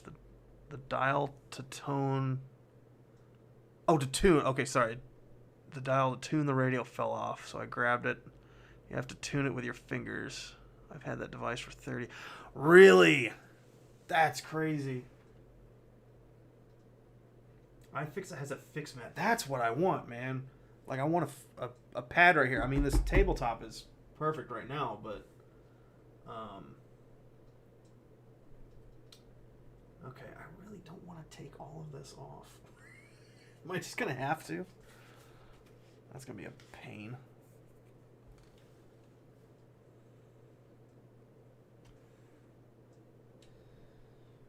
I think that was just part of it.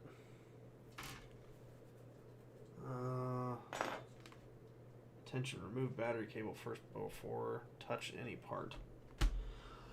Okay. If I must.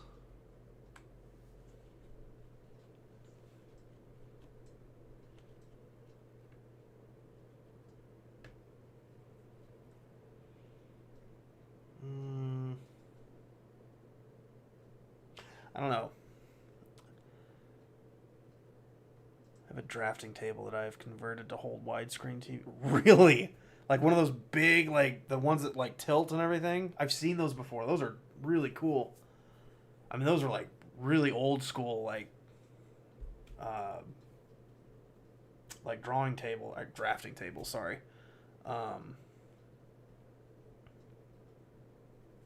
Wow, that's cool.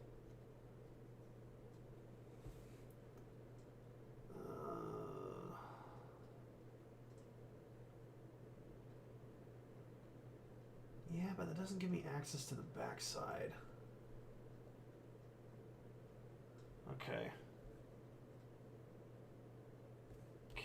Is this all attached? I think it is. Oh, man, that's going to be a real pain. All right, well. How much time everybody's got? We're going to have to literally take this whole thing apart. Oh, for heaven's sakes. Let's see. How does that come out? That's attached to the battery. So we just nice and easily. There we go. Battery lifts out. Put that to the side for the moment.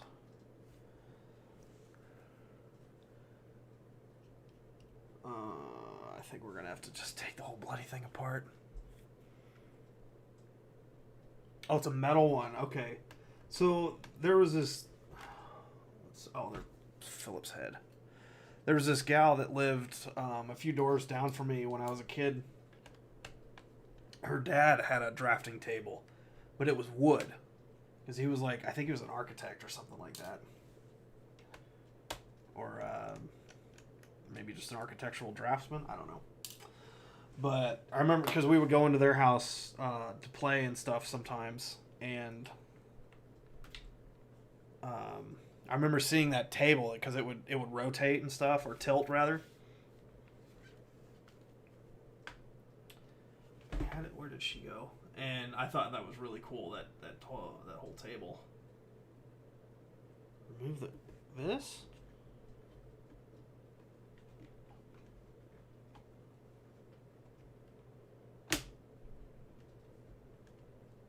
Okay, I don't want to break anything.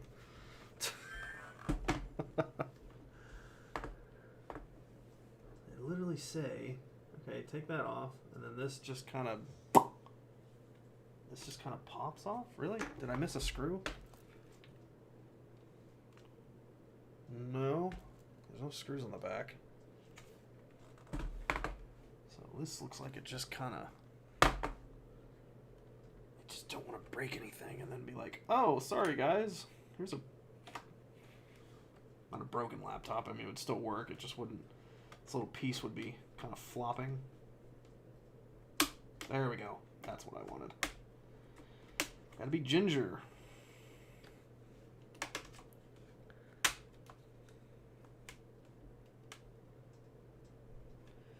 Man, I can't tell you how many games and stuff I used to play on this thing. This was, like I said, this was my first gaming PC. It's one, or, well, yeah, I guess gaming PC, gaming computer, let's say. And, man, I first started playing Sea of Thieves on this. Started playing Lord of the Rings Online. And a number of other things. My first year in college was on this one, too.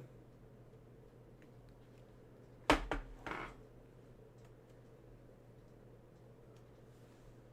just put a piece of thin L-angle metal at the bottom to keep the TVs from wanting to... Oh, yeah, definitely. What size are the screens? I think they're both the same. I think it's 17-inch. Yeah, 17-inch, I think. Damn, I don't have a tape measure in here.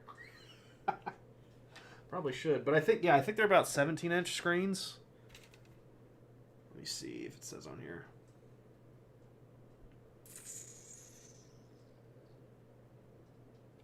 Yeah, I think there's either 15 or 17s, but I'm pretty sure they're 17 inches. Yeah, something like that. Also, folks, don't forget to cover your webcams, especially on Windows. Okay, this is too flimsy. I need a tighter one.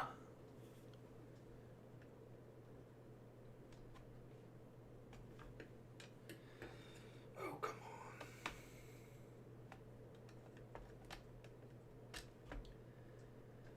I still gotta eat dinner. I'm hungry. I never even ate lunch today.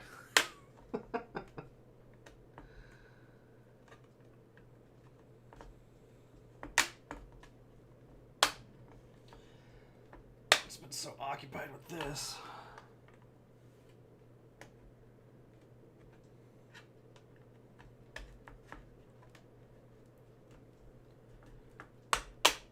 There we go. Now we're getting somewhere. Oh, I think this keyboard comes out too on the front. That's cool. Fun things you learn, folks. You cover yours? Yeah. Oh, yeah. All mine I do.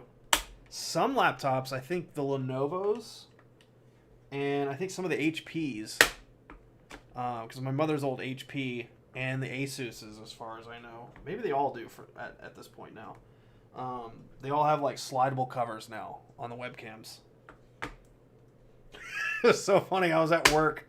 I work for a, like I said, a local IT company, and it was so funny. My mom calls me, and she's like, I'm having computer trouble. And I'm like, what's the matter? She's like, I'm in the middle of a Zoom call and my camera doesn't work. I'm like, turn it on. And she's like, it's in the computer, it's on the laptop or whatever. And I'm like, okay, well, she's using Zoom or whatever. I'm like, all right, Mom, just like, make sure that your webcam is select. I mean, if it's a laptop, it should know where your webcam is and it should,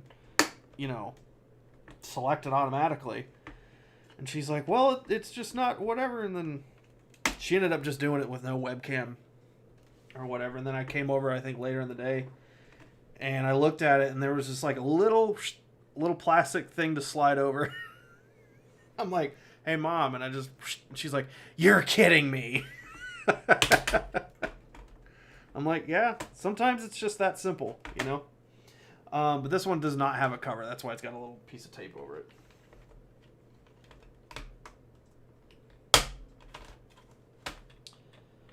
Come on now. All right, now we're getting somewhere.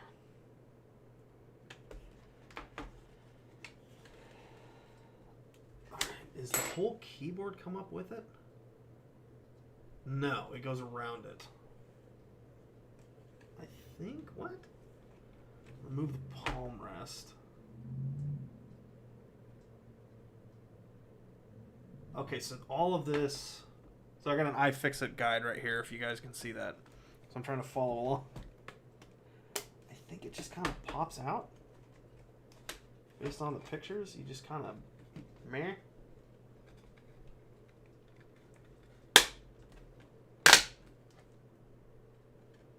Yeah. Don't worry, folks. I'm not breaking it. As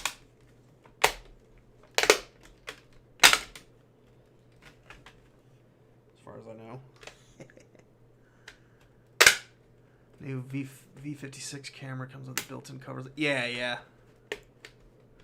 I think a lot of the modern ones do nowadays, because a lot of people are very concerned, as they should be, with with that kind of privacy. Because I mean, if you leave your laptop like this, like on your desk and like or your like your bedroom or something like that, anybody can any type of like decent hacker can do something about that. Oh, there's a ribbon cable that I missed. Okay, so yeah, this does need to separate. Okay, so I'm not crazy. There we go. All good. I just gotta remember to be able to reattach that. What's on the back side that's in the way? Okay. Well, that's gonna be interesting to get that put back in. Okay. Does this pop out?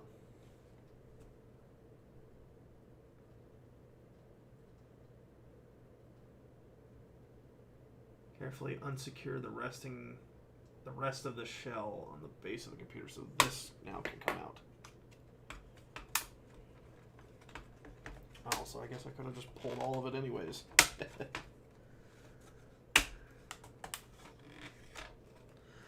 So Robert, why did you go with who'd you say they were? Nova or something like that for your new laptop?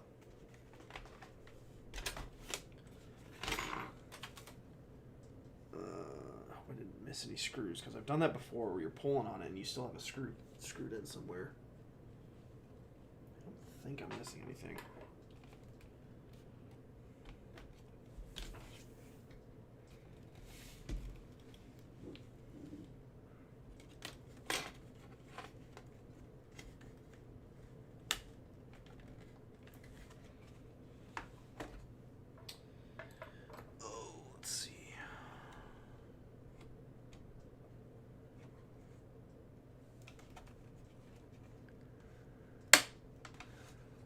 Yeah, that's the best thing to do. Whoop. Careful not to destroy something. Okay, so all this, yeah.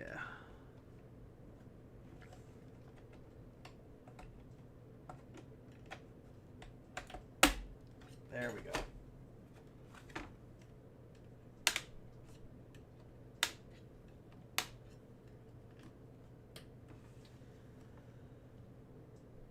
Currently, my gaming laptop is a ROG Strix 2, but the modern DCs all the time, sadly. Oh, the modem. Sorry, the modem DCs disconnects. Okay. Nova Custom. They just seemed like a good company, and I like the way that the laptop is built and put together. It's easy to upgrade and work on. Yeah. Well, did you see? I know we talked earlier about like Framework. Was Nova just cheaper? Or not cheaper, pardon me, like more affordable than Framework? Because I know Framework is kind of pricey, actually, for like, I wouldn't say for the basic laptop, for kind of, you know, an average use laptop or whatever, it's kind of pricey, actually.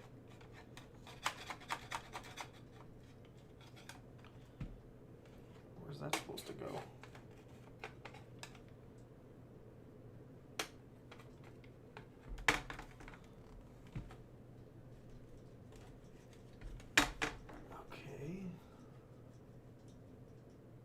Okay, so the metal plate's got to stay down.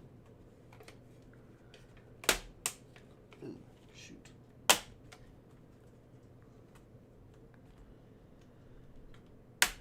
Makes Helldivers 2 really challenging. Also guaranteed replacement parts for 7 years. Hell yeah! There you go. See, that's what a lot of companies don't do nowadays. You know? It's like, you're lucky if you get it, you know, a year. You know, which is kind of like standard nowadays. It's like, oh, well, we'll do the bare minimum. We're only going to, you know, provide, you know, coverage or whatever for a year. And it's like, gee, thanks, guys. Like, yeah, of course, that's when it, you know, after that, it's when it's going to start falling apart. But unfortunately,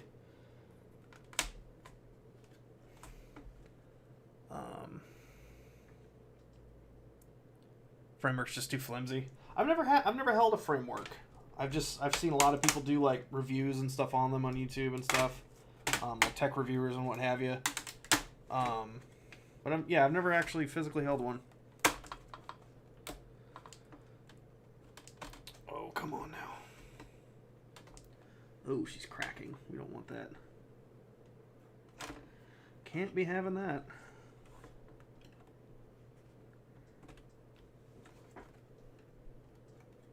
Don't you dare.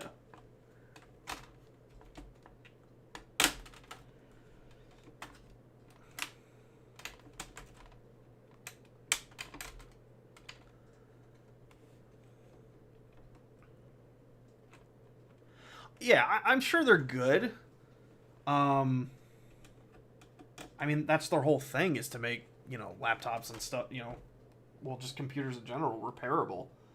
They sell tons of parts, and you can swap things out, and it's like, they even, I think, it's like you can order it as a kit, so you can put it together yourself if you want. If you want, or you can have it pre-built for you if you want. And then, you know, you can, and what's cool is that you can swap out like the ports and stuff, like if you wanted Ethernet or, you know, a bunch of HDMI for some reason, or like more USB or whatever, you can always swap those out. You know, they make that, you know, they make them hot swappable, basically. That's what I find, you know, great about companies like Framework.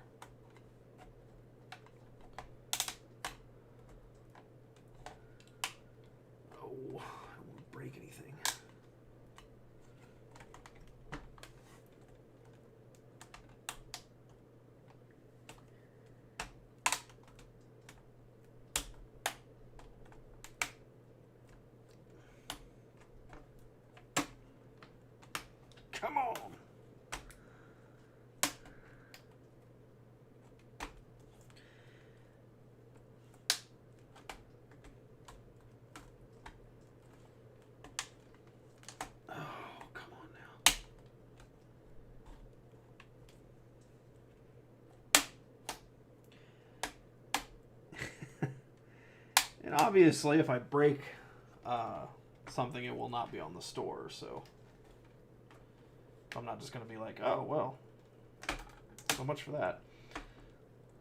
Sell it anyways. They won't know. No, but we have a few, like at work, we have a couple, we got a really hefty, much newer, I think it's 2017, Dell Inspiron something. Like, it's got some oomph to it. Like, it's pretty heavy, and it's like, I think it's even got like a metal frame, honestly. That, it does have Windows 11 on it, but it's not, it can't do the latest updates. So it's just a touch behind the curve, basically. Screen is too thin and flimsy, and the panels on the side of the touchpad are flimsy, and you can point. Oh, yeah, well, we don't want that. Okay, I need this tougher one. There we go. Now we're getting somewhere.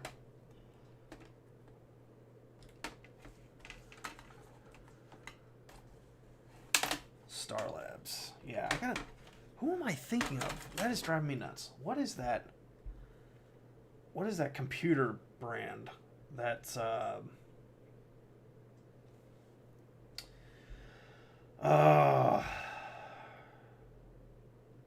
what is that computer brand that those Twitch streamers came up with? I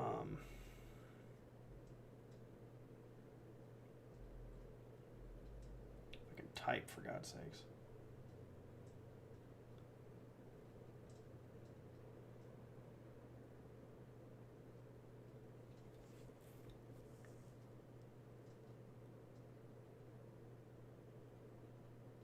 No. Cyberpower, no. What was that called? This is driving me nuts. I'm going to figure this out. Let's see.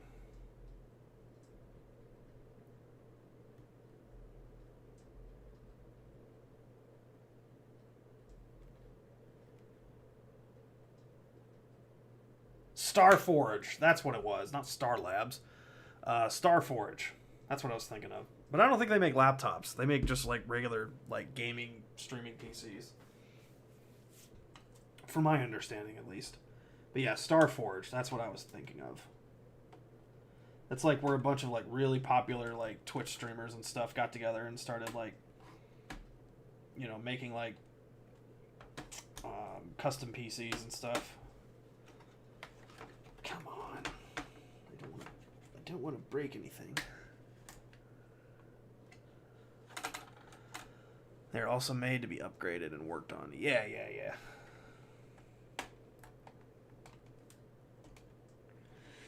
Come on now.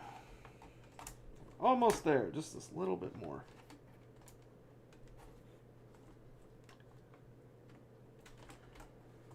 Oh, come on.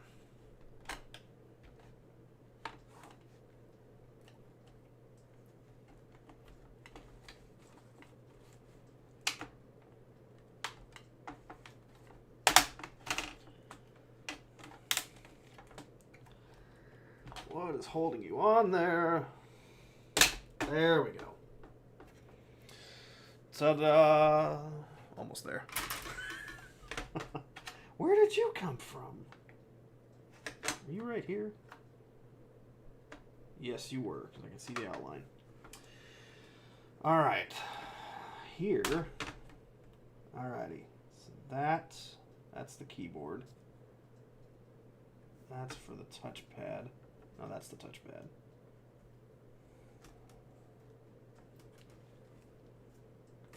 Alright, so we gotta be very careful. I'm pulling off the keyboard ribbon cable. What's the second one for?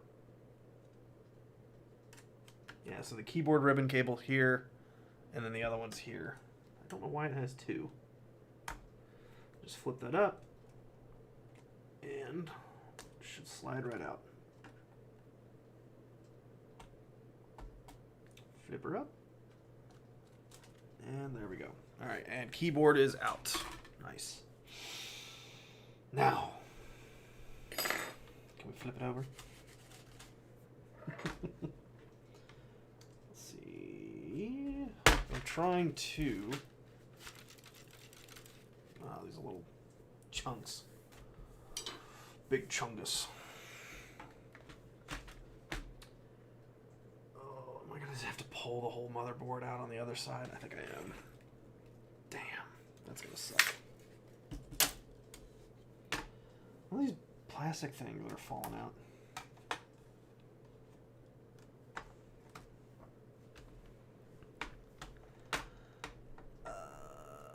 I haven't heard of them. I've had good luck with Dell. Dell's okay. They make really good monitors, I will say that. But as far as like, if depending on what you're looking for, if you're wanting like a gaming PC, your price to performance ratio is really bad with Dell, and especially like HP as well. If you want really good performance, you just need to buy it yourself, or build it yourself. Excuse me. Because like I've seen so many like, oh, excuse me. Oh, there's a couple screws. I've seen so many like HPs and Dells and stuff that are, they say they're rated for whatever. Like they're like GPUs and stuff. Whoops.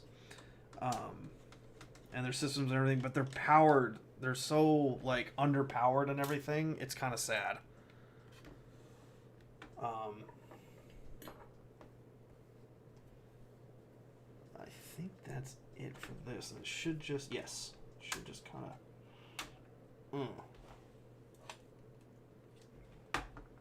Let's see, ribbon cables. There's that one.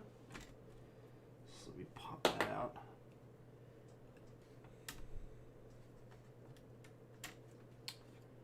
This, as long as I'm not breaking anything. Yes. Okay, sweet. Well, this thing... oh, gosh, I never, ever want to have to take this thing apart again. This is not a nightmare, but it's just like, wow. Like, this one, the gateway was so easy to work with. Okay.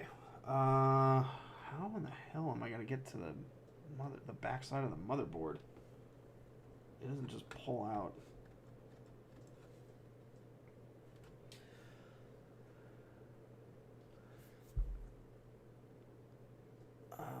Just want a laptop that... Wait, hold on. Yeah, this Dell 17 that I'm using right now has been a good one. It'll be 13 years. Yeah, I remember you talking about that. Just wanted a laptop that Microsoft has never touched. Did it come just blank with no OS or anything? That way you can install whatever you want on it? Just need to replace the 18650 batteries. Yeah, that's true. HP, I can't deal with them after having silver print. Dude, their printers are horrible. HP's, oh my gosh, they are a nightmare. I hate their printers. Brother printers are the best. They're the most easy to work with. They work great with Linux. I've got a Wi-Fi literally right underneath this table. I got a Wi-Fi based Brother printer that hooks into all of my computers like that.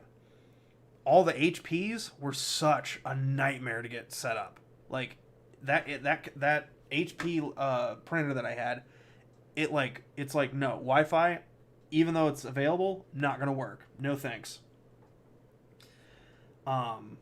It just like it. Oh gosh, what am I trying to say? It like demanded to be hardwired to the computer. It was horrible. Hated that thing. The second I got a Brother printer, everything just started working. I'm like, thank God. It was terrible. Oh man. Ruined their brand and HP, not a fan. Not a fan. I used to think they were really cool because the first computer my family ever owned was an HP. Actually, I take that back. Just the monitor was an HP. It was a Packard Bell back in mid 90s, I'd say, is our first computer.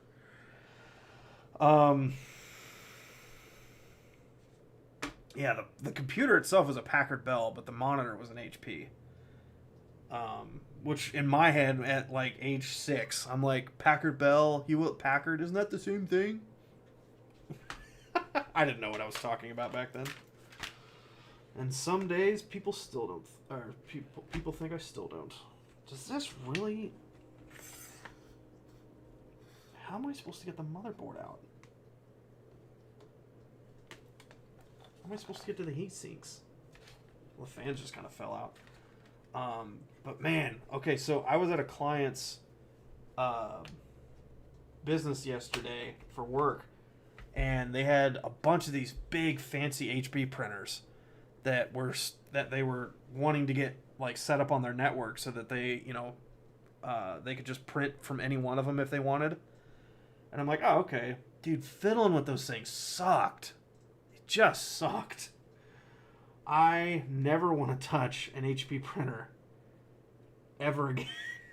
They're just horrible. Okay, am I missing something? How is this? How is the motherboard attached? Because I want to replace the... I mean, I'm sure it's fine, but...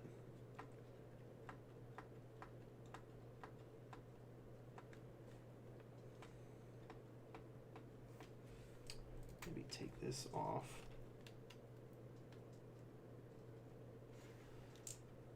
Let's see, none of them work. I don't get it. Yeah, dude, the HP printers are terrible. I never want to work with them ever again. Brother printers are where it's at, man. Those things are amazing. I love them.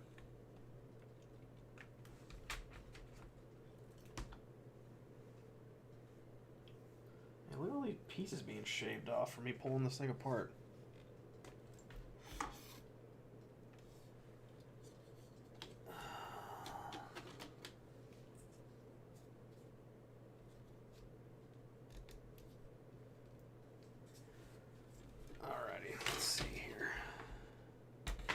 I need more workspace.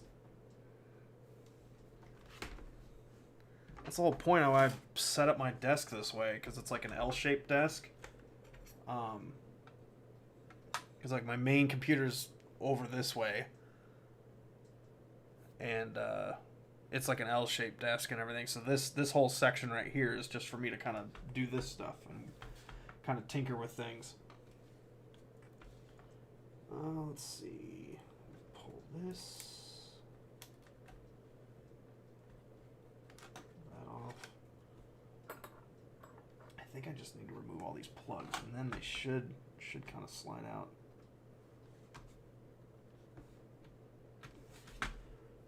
Let's see.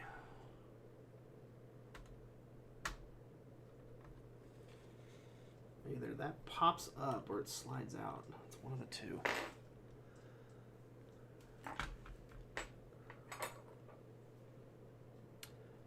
Choose to have them installed. Zorn. Yeah. Here's Zorn is good. Used Mint, Manjaro, and Puppy, and Budgies? I've never heard of that one. You guys know more about other Linux distros than me. I've kind of only tinkered around with Linux Mint. Let's set that to the side. Let's see. Does this? Yeah, this pops up.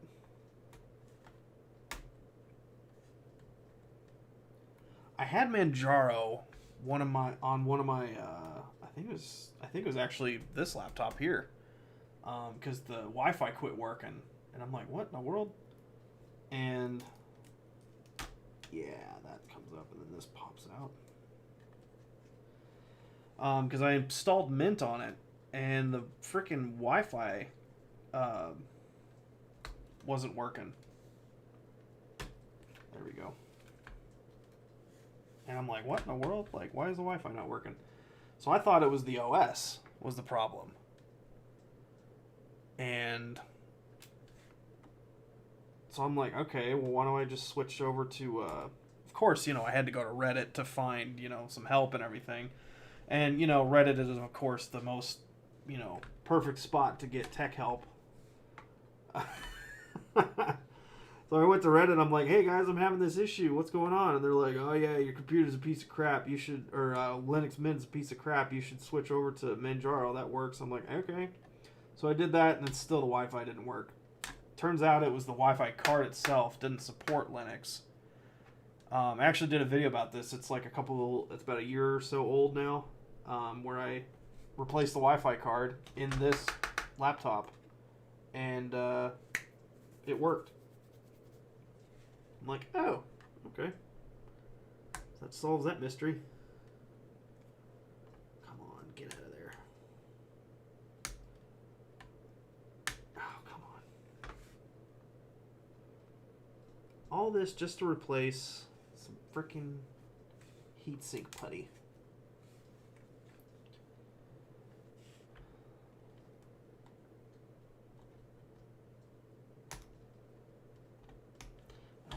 For this either.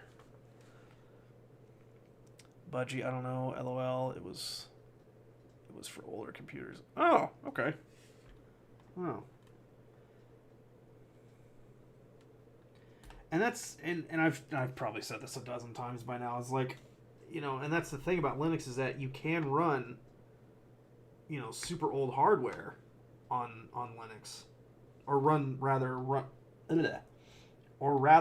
Linux on super old hardware. I'm sure there still is a like an actual like limitation. Like you can't run it on a laptop from like the early 90s. You know, I'm pretty sure Linux Mint or other specific Linux OSs don't run on hardware that old. And though, I mean, they were running on like not even gigabytes, like a couple bytes of things, you know, or like maybe like 10 megabytes of like RAM and stuff, which is nothing compared to what we run to today. You know? Come on, there we go. Nice. I think that's all the plugs. So this motherboard should just kind of slide out, right? I hope. Yes, no? Let's see, I don't want to hurt anything.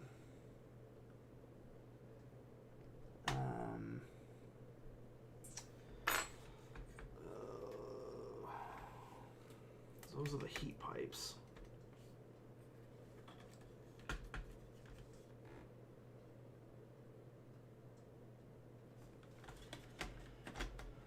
Oh, mercy. Oh, I can at least clean this out. Where's my tweezers? Tweezers. Well, no, these are tweezers. What am I thinking? Get all this nastiness out of here.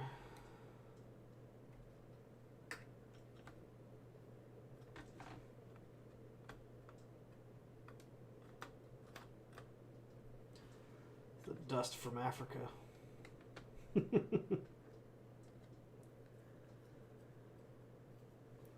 back in 10 minutes. Okay.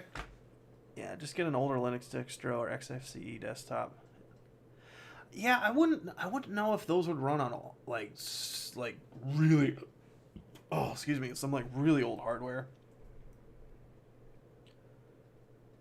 Oh, that's what Puppy was for. Oh, okay. Nice, nice. Use Tails for a time. For kicks. Nice. I've never heard of Tails.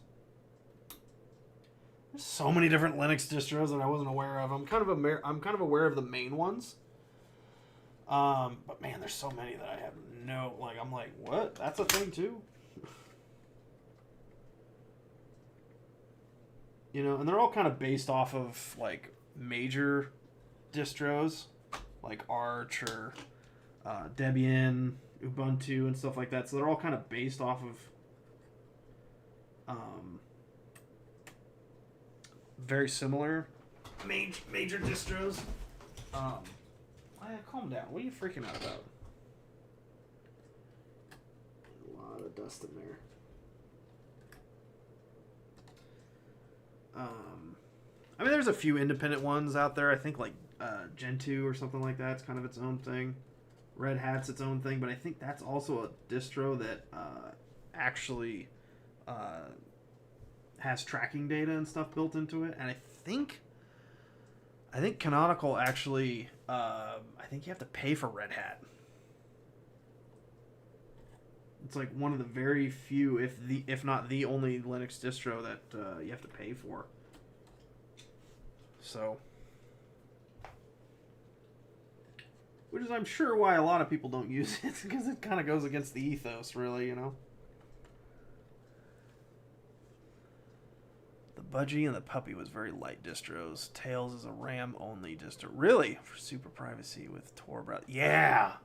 You know, I was telling a lot of my friends way back when I was starting to learn about Tor, and they were like, that's only for hackers, and like, you know, you could really get into trouble. I'm like, I mean, yeah, if you go to the wrong places, but I mean, if you go to common websites using Tor, then, you know, it's kind of fine, but I mean, that's technically, so church in the morning, out to lunch, yeah.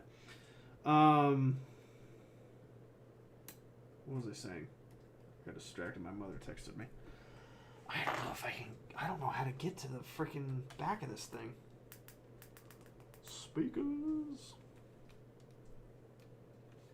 I may just have to forego it. I don't know how to take the rest of this off. I don't want to break anything either.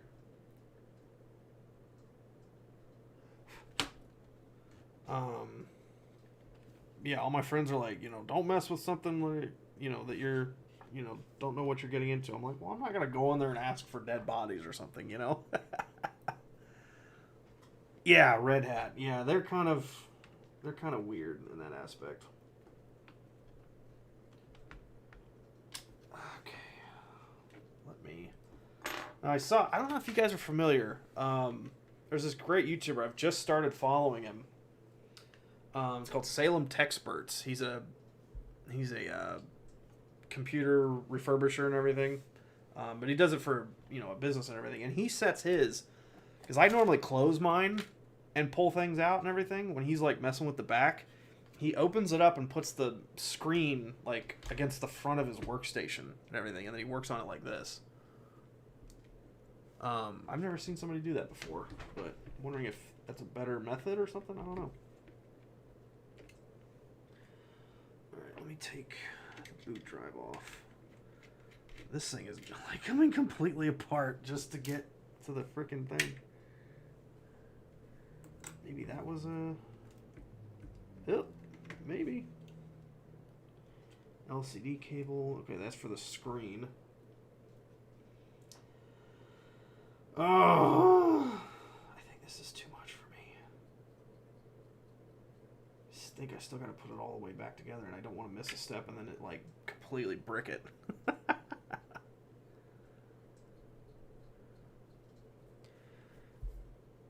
Exit nodes for Tor got all bought up by governments, so who knows? Yeah, I mean, and honestly, it's like you can't really. There's really no perfect way to be 100% private, because it's like, at that point, it's like, what are you trying to hide from?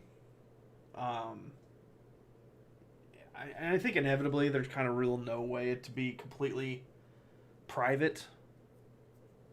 But the best thing you can honestly do is just kind of, as far as like, you know, ad tracking, because I'm not worried about people trying to find me and be like, oh yeah, we're going to get Michael or something. It's like, I'm by no means special enough for people to care like that. Oh, this is SATA too. This isn't even a NVMe or M.2 rather. So my big thing is I just get so tired of ads and stuff, you know? That's my big thing. So that's why I am so worried about like privacy in that aspect. Not so much that I'm worried about people coming after me by any means. But it's like, look, I'm going to a website to find this article or this picture or this whatever, you know, or even YouTube for that example. Like I'm going to YouTube to watch this video. If I wanted to watch a bunch of commercials about freaking, you know, new Teletubbies or something like that, I'd go and look for it, you know, or like you know, how many calories are in a cheeseburger. I'd go look for it. Like, I don't need that shoved into the video. Like, a bunch of friends and I were, like, gonna make some, like, funny parody videos about, like, how bad ads are. And one of them was gonna be about, like, someone was, like, having a heart attack or something.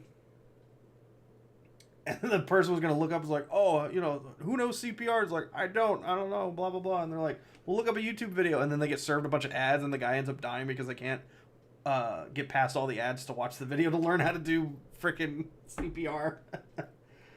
I thought it was funny, but we never ended up doing it. But, I mean, it's the point. The point of it is, it's like, look, if I wanted to see a commercial about that, I would go look for it. But since I'm not, leave me alone.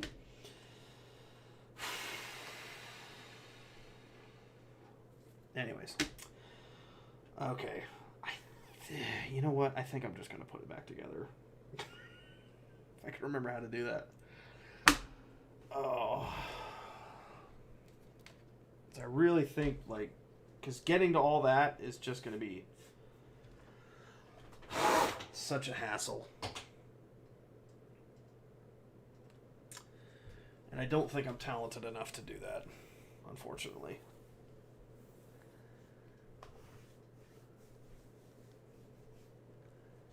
Yeah, I don't like the data harvesting. I don't either, but there's honestly really no 100% way away from it, as far as I know. But the best thing you can do is just use, like, privacy browsers like Brave. Like I said, you know, I use Brave, and it blocks all those things. As long as I don't see them, I don't care. You know? Welcome back, Robert. But that's just my thing. It's like, you know, I went to a website to see this. Why is all this extra stuff? I even did a video about it. About, like, why people should use the Brave browser. And stuff like that. Is because my mother was looking for a specific program for her computer to get her printer to work. Long story short, we didn't need the program anyways, but it kept telling us to go to this specific website to download this program. And there were so many ads on the page, because she uses Google Chrome. Oh, excuse me. There were so many ads on the page that I couldn't figure out which freaking thing I was supposed to download. But it was just all these ads that were baked onto the page. And I'm like, what the fuck is where's the freaking download page? Or where's the freaking download button that, like, that I'm here for, you know? Like, I followed all these, like, you know, drop-down menus of, like, Windows 11, you know, 64-bit, blah, blah, blah. And then I get to this page and it's just covered in ads. And I'm like, which one is the right one? You know, like, I eventually figured it out, but it's like, for any novice computer user, that's extremely confusing. You know? Yeah, exactly. There's actually, I think there's even some versions of Linux. I think it's either Catchy or is it Zorin? Or maybe it's something else. Maybe it's Alpine. I can't remember. There's a very specific version of Linux that comes with Brave pre-installed. Like, as its like browser and everything, because, like, Linux Mint comes with Firefox. You know, they all have to come with some version or some web browser and everything. Even if you don't even use it, like, you know, like Linux Mint, like I said, comes with Firefox. I uninstall and I, you know, get Brave first, and then I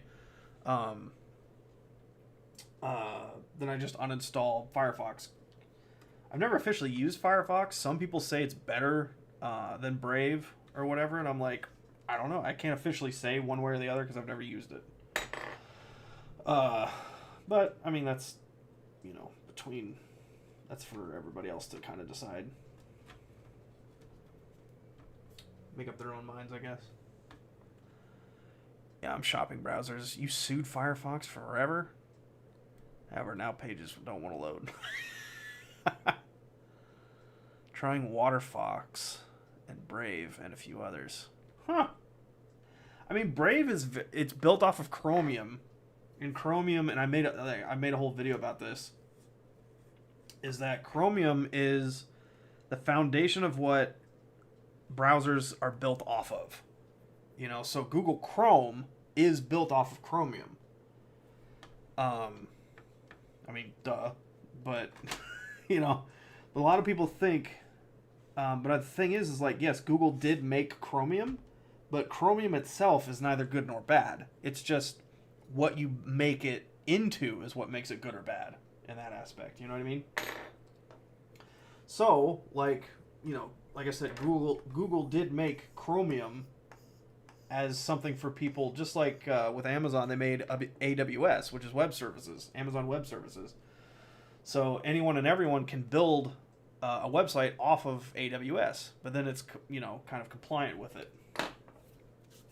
So with Chromium and everything, that's what Brave is built off of, and they can, you know, take things out and put things in that they want to make it either more or less private. So, you know, the browser ends up being as private or unprivate as you want it to be based off of how you create it. And that's kind of the whole shtick behind Brave, is that it's front and center on their download page or their web page, is that, you know, it's, you know, privacy is their main thing, you know, so they don't allow any tracking data or telemetry or ads or anything. It's, you know, it's built into the browser itself, which is great, and that's why I like it. Okay, I've lost which direction were they headed.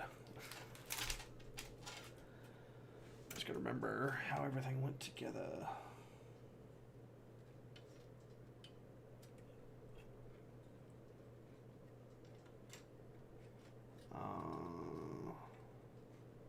I think like this.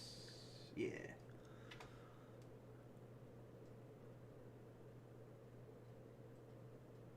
Yeah, you used Zorin 18 Pro comes with Brave, yeah. Yeah, that's the one I saw.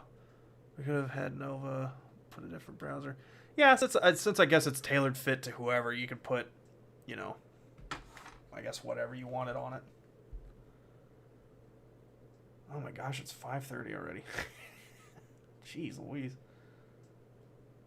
Let's see. Who's all hanging out with us tonight? 4 people in the chat, it looks like. Okay. Alright, let's get back to what we were doing. Whoops. What is that? And why is that like that? I hope that doesn't bother anything.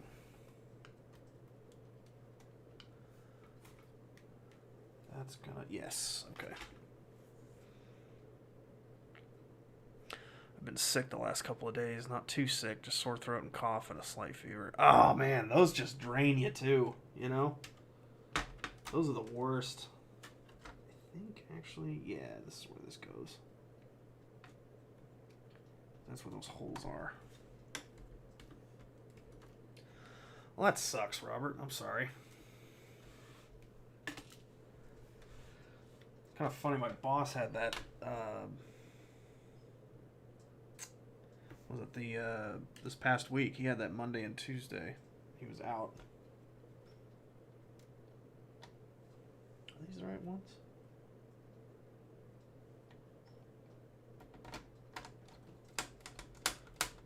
Well, they are now. It's cross-threaded like a son of a gun.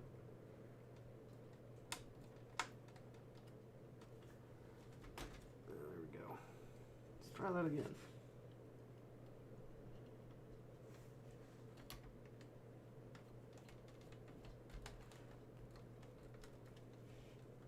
That's better. Alright, while we're in the midst of this, let's put these ribbon cables back together.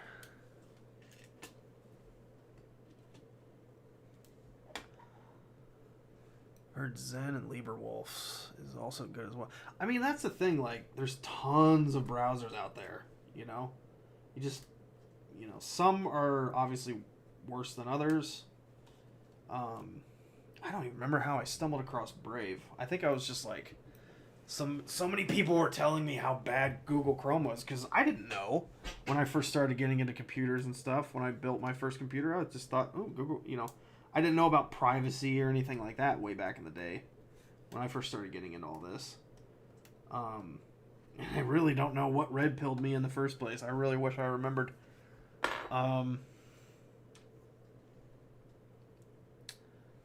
But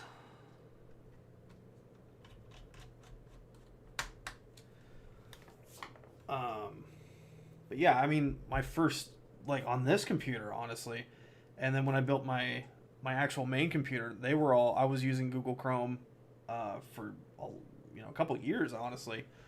And then somebody, I think, was it LTT or someone else, came out with a video about how bad Google Chrome was as far as like privacy and ads and stuff. Because I think that was the major thing, is that I was just so sick of ads being shoved in my face. I'm like, this is ridiculous. Like, especially on YouTube, because I watch a lot of YouTube to kind of, find inspiration, or just for pure entertainment more than anything. And I was just so sick of the ads. I'm like, there's no way.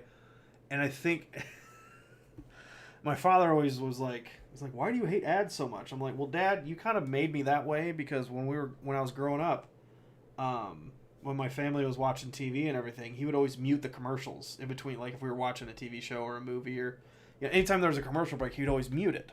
He's like, well, I don't want to hear that, I don't know if anybody else's family did that, or maybe it was just ours. But so I'm like, that, I think that was kind of my beginnings into hating commercials and ads and stuff like that.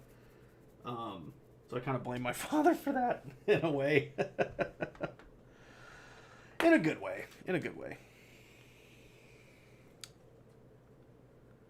Chromium is just a Google, kinda. Well, I mean, Google did make Google Chrome. Actually, I think. Wait a minute. Hold on. I gotta make sure I go the right way. Okay. Then Okay. Keyboard goes first. Google did make Chromium, but that's what they built Google Chrome off of. But then Brave did the same thing, but went the other way. They didn't put in all the trackers and ads and stuff like that. They, put in ad blockers and stuff like that. So, because they're like, hey, we don't like that crap either, so we're not going to build a browser with all that stuff in it. So, and that's why I use it. The whole point.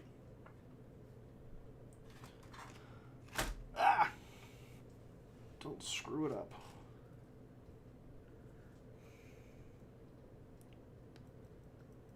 Yeah, see? Well, and we never had, what was the oh, TiVo. Oh my gosh, TiVo back in the day. We never had that. We just had regular TV, like cable or whatever. Then we ended up, I think we got like AT&T Uverse when that first came out. We thought that was really cool, like in the mid 2010s. Or even like right around 2010, I can't remember. Maybe even before, like the early 2000s or something like that. It was right when we got past like dial-up.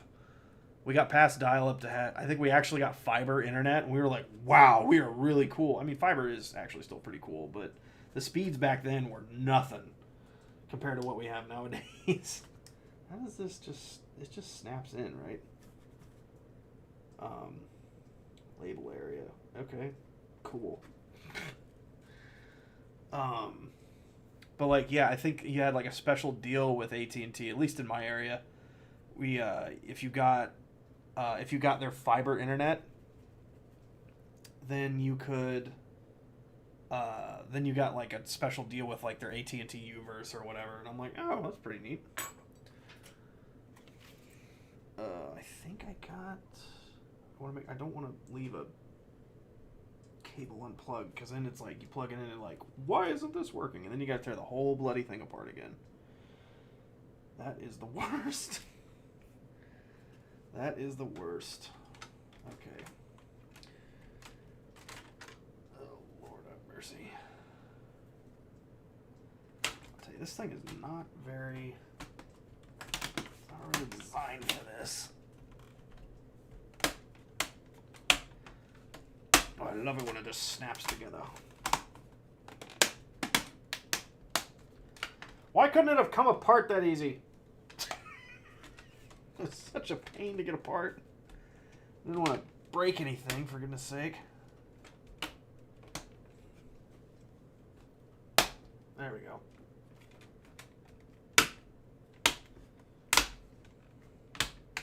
Ah! DVRs, yeah. Yeah, we never, like I said, we never had, like, TiVo or whatever. Like, some rich people from church or whatever had TiVo, and we thought that was freaking cool. Like, little boop, boop, boop, boop, boop, boop. I always thought that sound was really funny.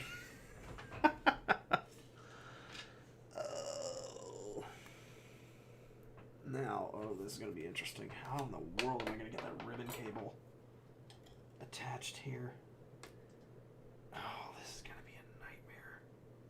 Because then the trackpad won't work. Oh, boy. I can't do it from the other side because this is in the way. Can I?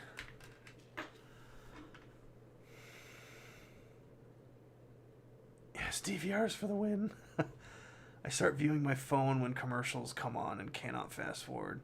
Yeah, I don't, and the thing is, like, for me, I don't even have cable anymore. I haven't had, hell, I can't even remember the last time I had cable.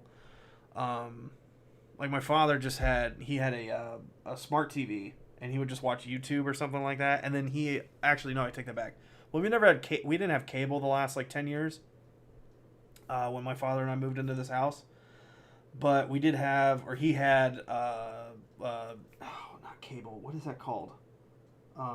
Like an antenna or whatever, so we can get like the local channels. And he would watch MeTV stuff a lot.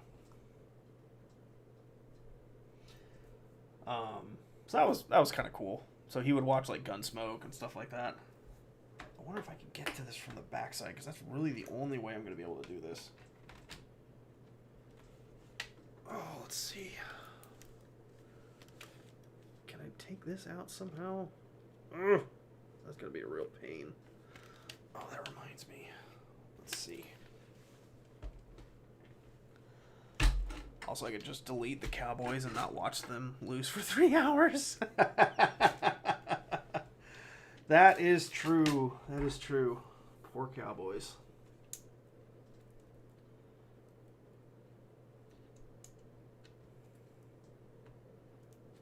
I mean, you talk about die-hard fans, Cowboys fans, they are die-hard fans. And thing is, like, when I lived in Arlington, I lived, maybe a quarter mile or maybe a half mile or so away from the stadium. And I would go shopping at that Walmart that's right next to the stadium. When I was living down there. Dude, that entire Walmart was just wall-to-wall Cowboys stuff.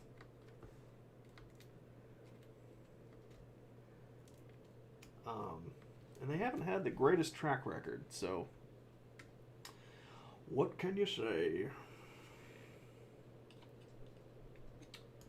There's really no way of getting past this to get to that plug, is there? Dog, blast it all.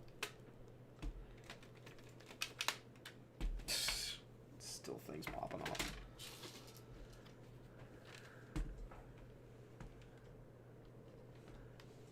Digital antenna. I think so, yeah. Well, it was not a digital antenna, but it was like an actual coax cable that plugged into the back of the TV. That would then, he had like actual like bunny ears that went and sat next to the window so he could get some type of signal. Like watching those old shows. Yeah, my sister really likes them too. She loves loved and still does. I Love Lucy. Like that was her thing growing up. And she still loves. I think she's got a lot of the like seasons like on discs and stuff, like at DVDs and things. Golly, is there really no way to get past that? Is that speaker just there? Gosh dang it. How am I gonna get this ribbon cable plugged in?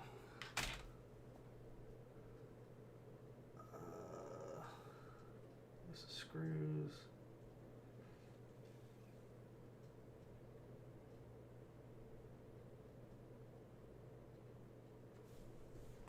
What? Dish or DirecTV? No, yeah, just rabbit ears.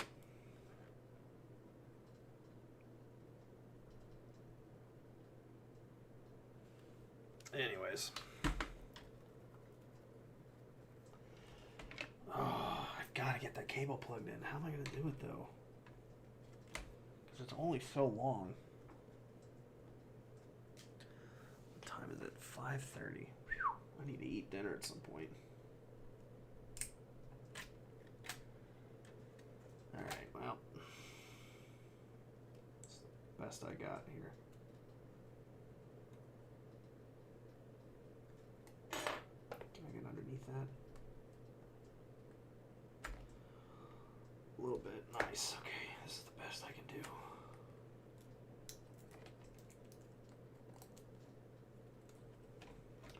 I love it when a plan comes together.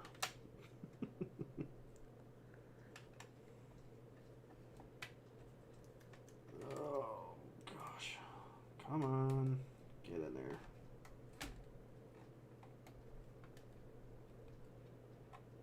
I just need you to stretch a little.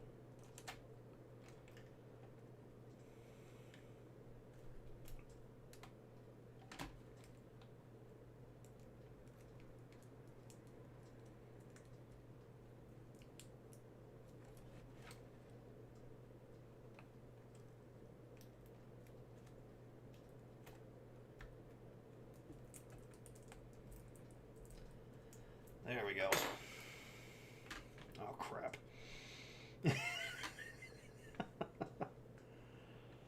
Now, I'm kind of stuck that way. Shoot. What can we say? Retire Jerry Jones, retire? See, I imagine he's the owner right now, isn't he? Not a big football fan, so I don't know really. Oh, for heaven's sakes. Does this really just pop out? Oh, my God. Am I an idiot? I think I am. Folks, don't ever watch me and actually think that you're getting quality tech tips or anything, because I obviously don't know what I'm doing. This freaking trackpad literally pops out of its holder, and then I can literally just plug the cable in and then snap it back into place.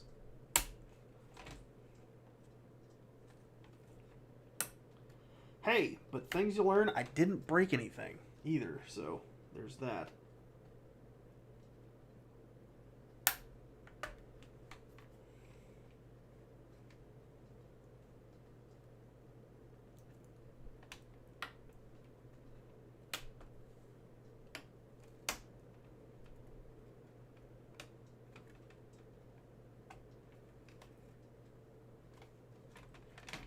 Okay, let me go ahead and take this off.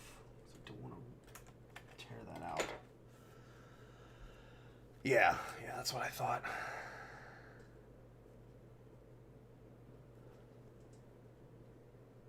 Who's the... They got a street named after him, actually. There we go. And I can go ahead and put this down, I guess. Who's the guy that had the... I guess...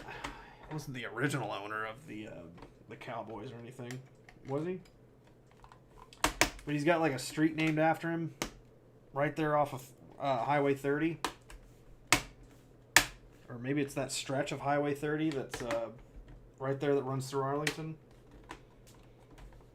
I can't remember the guy's name. Terry something? No, that's not it.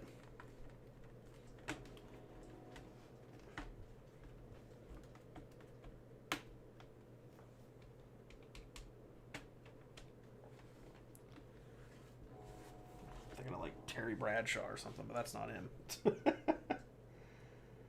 He wore like a specific hat, I think, was his thing.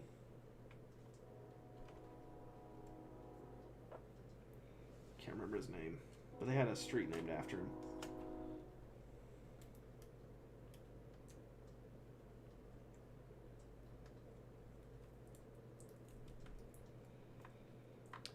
Tech Shram? No. That wasn't it either. Oh hell, I'll just look it up here in a second.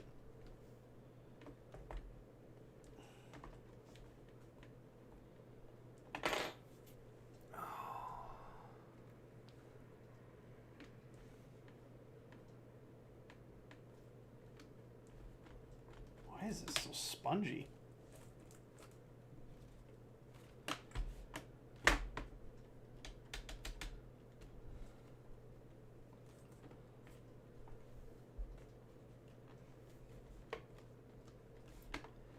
Just need to screw everything back in.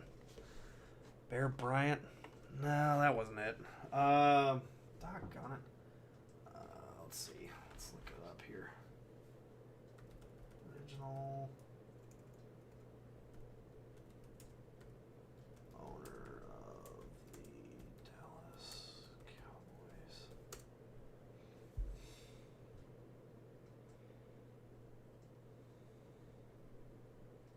No, that wasn't him. Tom Landry. He's a head coach. Sorry, not the owner. Tom Landry. That's what I'm thinking of. They have an actual, like, Tom Landry Way or something like that. That's on Highway 30 that runs through Arlington in between Dallas and Fort Worth.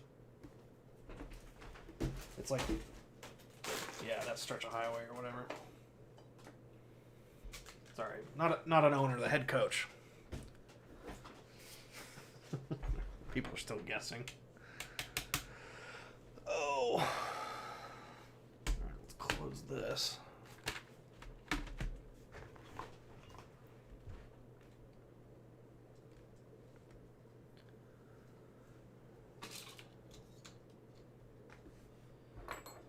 All right. Time to put everything back together. If only I can remember.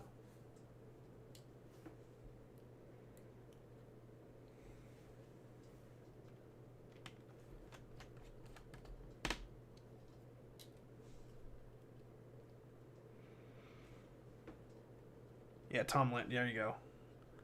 Chris Rock.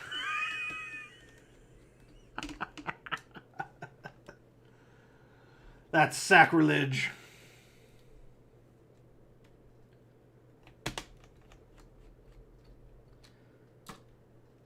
Well, I imagine, if he puts, I mean, if Chris Rock was the coach, I imagine if he pushes his players too hard, they might just come to the sidelines and just slap him across the face, just thumbs up in chat if you know what that was. Let's see where the other screws go. Is that one? No, that's for the hard drive when it goes in. What went there? Battery. Duh.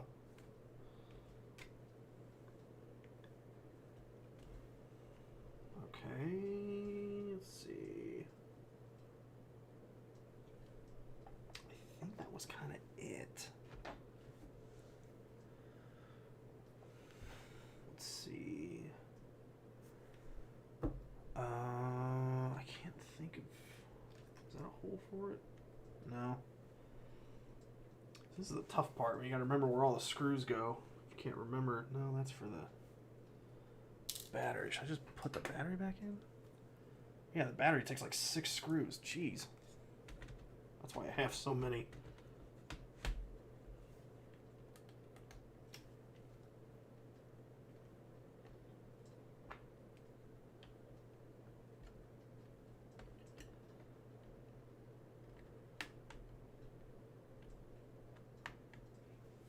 I guess I should have waited, but oh well.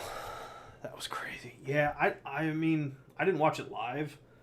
Of course, I get all my my news through like memes and stuff. So I heard about it the next day or whatever, like the next morning. I'm like, what the hell? Gosh, that was a long time ago too. Wasn't that like 3-4 years ago when that happened?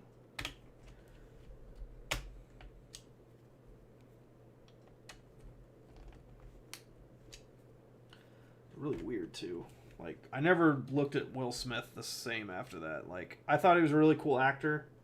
I liked a lot of his movies, but after that I was kind of like, dude, what's the matter with you?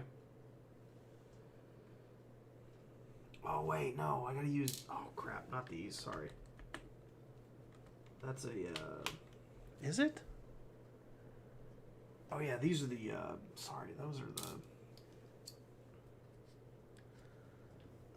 was it this one? Oh, too big, the other one.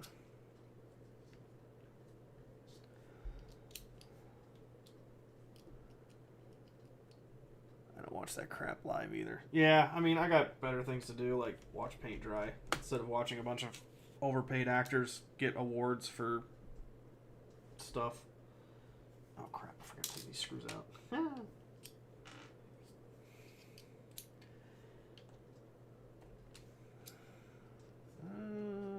let's use this smaller one.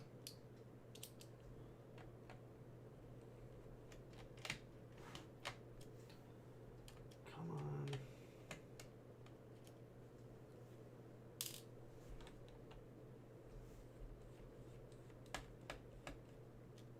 I think these are used actually for the hard drive. Which, where did it go? Okay, yeah, I gotta take that out. Alright, let's see. Pop that back in.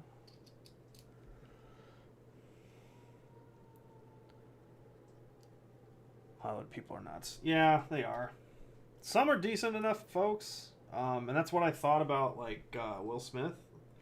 He didn't have any major, like, controversy. You know, every now and then you hear about, like, you know, oh, this actor and this actress, you know, had a kid, or they broke up, or, you know, caught sleeping with this person, or did that, or whatever. And it's like, oh, yeah. But, like, to me, it seemed like Will Smith had, like, a decent, like, I wouldn't say squeaky clean, but, like, he seemed like he had a decent enough record where he wasn't, like, one of those types of Hollywood types. Type of Hollywood types. Yeah, okay. That kind of Hollywood type, I guess. But I didn't think he was perfect either. Am I down a screw? What the hell? Am I missing one? There's a few that are going to go in here for the hard drive. Oh, well. Oh. Don't need the stores anymore. But, like, after that, I'm like, dude, what is the matter with you? Why you got to do that to a fellow colleague? You know?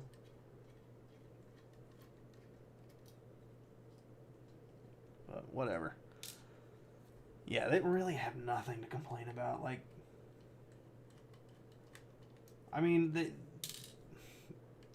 always say, like, oh yeah, you know, they're famous and everything, but they didn't pick that job to be famous. But they knew what they were getting into, in the sense of, like, you know, when you become an actor of that caliber, or just an actor in general, and you inevitably become famous. Like, it's, what is it? What's the phrase? Like, it comes with the territory.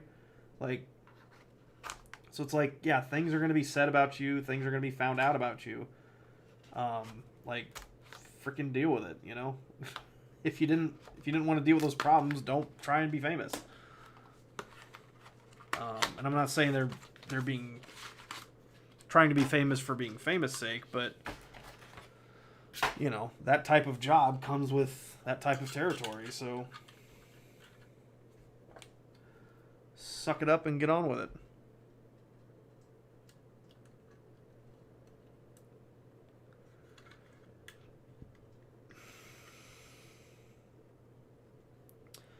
And they all think that being a movie star makes them Epstein. Einstein, not Epstein, I'm sorry. I don't know why I saw Steen and immediately went Epstein. I'm sorry. Einstein. Yeah, and sometimes, like, even at the Oscars, they always get up there and make their little political speech. Or, like, it's like, just thank the director, thank the writer, thank your agent, and move on. Like, we don't, you know, if you wanted to, you know, this is not the time and place for that sort of thing.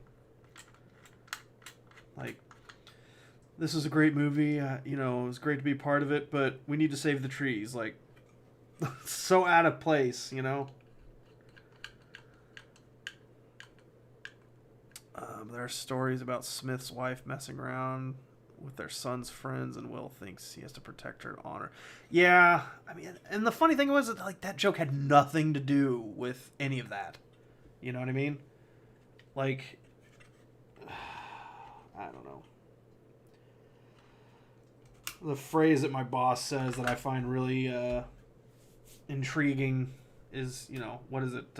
Not my circus, not my clowns.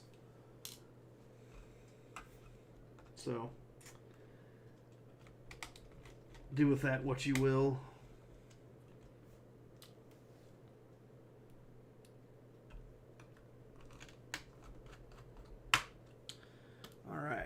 to put mint on this one again. It had mint on it before, but it was actually, I think it was running either mate or mate or whichever it is. But I wanted to put cinnamon on it since this is a beefy enough system that it could run it just fine. Okay. Oh, that's right. This screw was captive. That's right. So just pop it in there and smush her down. All right, then we'll screw this down.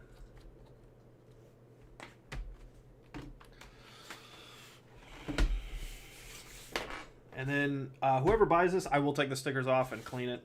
So all this will not be on here. These are just the stickers I put on it when I was using it. So.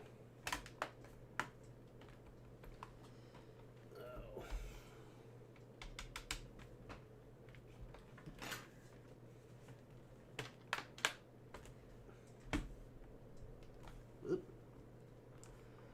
that not snap down all the way? What is going on?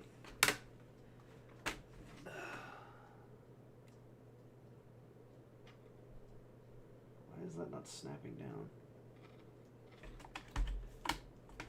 All those little bits I broke off kind of... Okay. Well, this one may not be for sale then.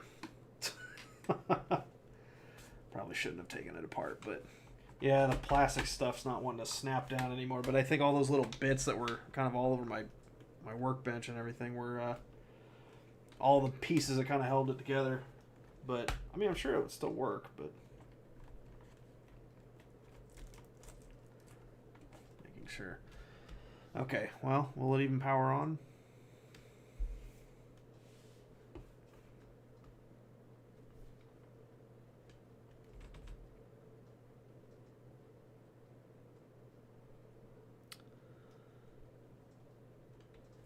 Oh, supper time. Nice. Let us know what you're having.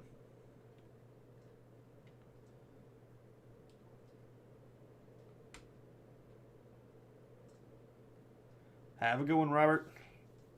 It's broke. Not really broke. It's just this part. Let me see if I can grab it all still. All these, like, little black plastic bits. These were kind of the fast. I don't know if you can see that. See if I can focus on that. All these little, there's tons of these in the trash that I have. I think these were like the little plastic clips and stuff that were holding it all together. So like this bit, it's just kind of loose. So, I mean, I could probably glue it down, but then it wouldn't be like repairable or anything. So I think I'll just hold on to this one. That way it's like everyone has like decent computers to work with that are still in one piece. Kind of sucks. This was a decent laptop. I was kind of worried about that happening, of like doing something and it kind of breaking. So, but it's fine. Nobody ordered it, obviously. So it's whatever. All right. Well, let me plug it in. Let me check on this other one. I don't need this anymore. Duct tape. I don't know about that. That's like a last resort. So if that's the case, I'll probably just take the take that SSD out and save it for another computer. Let me see if this thing is charging yet. Nope.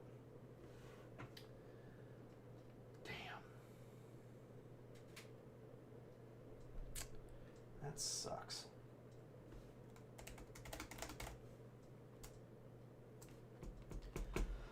Okay, well, I'll just have to get another power cable for that one then. Let me plug this thing in and see if I can get it working.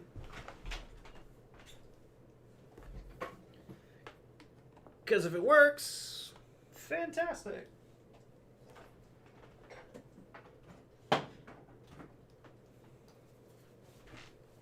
That doesn't prove anything, though. It's just... man, that sucks. That's fine. There's millions of other thousands of other laptops and stuff I can use to to put SSDs in and keep back, or put back out on the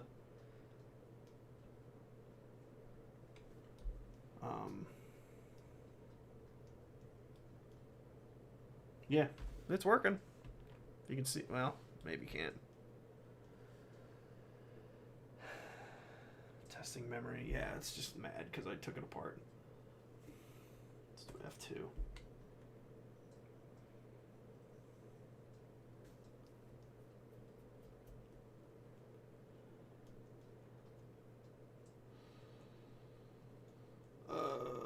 Let's see, some boot options. BIOS, doesn't matter. Boot.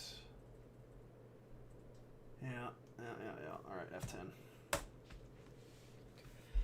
Yeah, it's a shame. I mean, it was a decent enough laptop. I just, tried my best.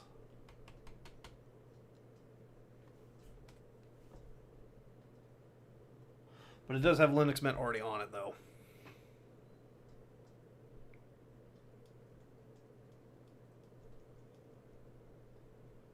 Yep.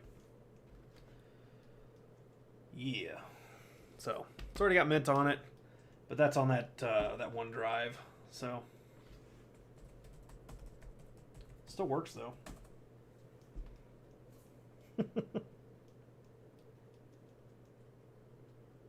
Yeah, pretty much. It's when I was pulling it apart, all the little plastic clips and stuff that kind of held it together were kind of breaking off. Most of the time they just kind of snap out, as they're supposed to as you're kind of taking things apart, but these all kind of broke. And so I pushed them all into the trash can, and because of that, they, doesn't snap together anymore. So but that's fine. That's fine. Like I said, we have like 7 other laptops and stuff we have at work that we can salvage and put Linux Mint on. I mean, this thing still works. It's just this part is loose. So, I mean, technically, if you want to deal with it, you can, but I'm not going to make somebody do that. So, at least update it, right? Let's see. Holy crap, there's a lot of updates.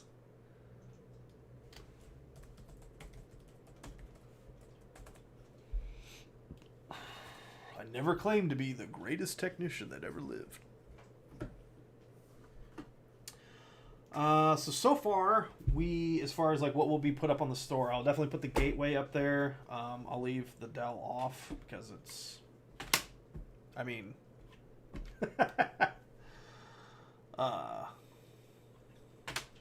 again, it still technically works. It's just like,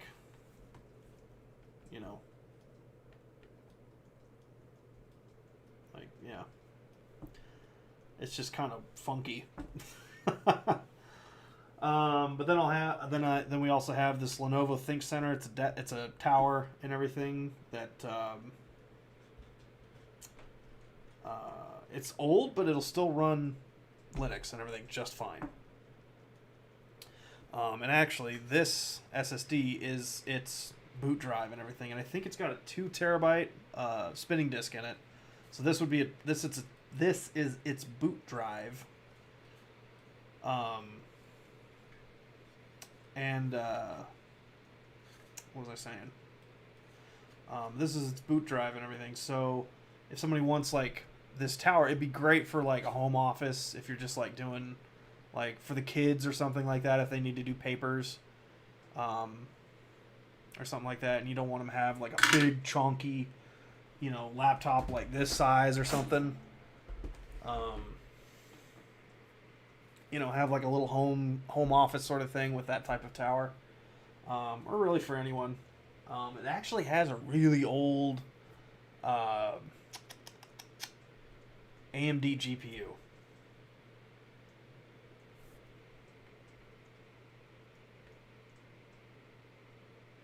I forget what model it is, but it's pretty cool actually. My boss gave it to me. It was like the first few days or so I worked for him, we went through he was kind of telling me, what, they do as a business and, kind of introducing me to IT and stuff like that. And he knew, like, that I mess with computers and stuff a little bit, but what we do is we kind of, like, install, like, IoTs, Internet of Things. We're not an ISP, like an internet service provider or anything, but we add like network switches and like access points to kind of like spread out the internet and stuff for certain businesses and companies and things of that nature.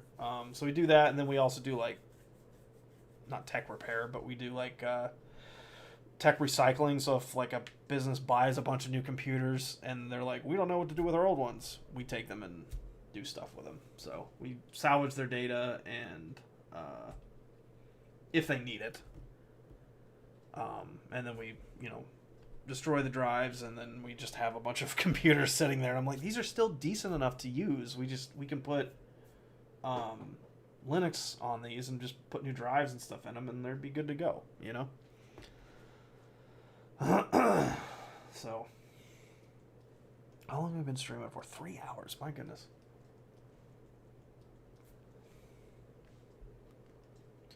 Six o'clock.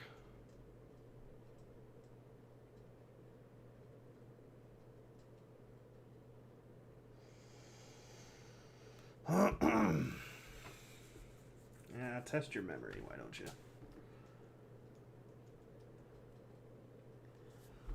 Then I also have a 40-inch Vizio Smart TV that I bought back in 2015. Still works great. No issues with it whatsoever. It's just I got a bigger one for my office. It's a 43-inch. It's not much as far as like size difference or anything. It's just I wanted to upgrade because it's only 1080p, and the one that I got for my office is 4K. It's for like when I'm editing videos, I want to have like full resolution on everything. But it works great. It's still, like I said, there's absolutely nothing wrong with it. But that'll go up on the eBay store tonight. So. But yeah, if anybody's looking for any older laptops or computers for that nature, just some older tech and everything, they're like, don't want to spend X amount of dollars for like newer stuff, where it's just like, yeah, this will do, this is fine. That's what my eBay store will be all about. So come on, test the memory, let's go. I got things to do.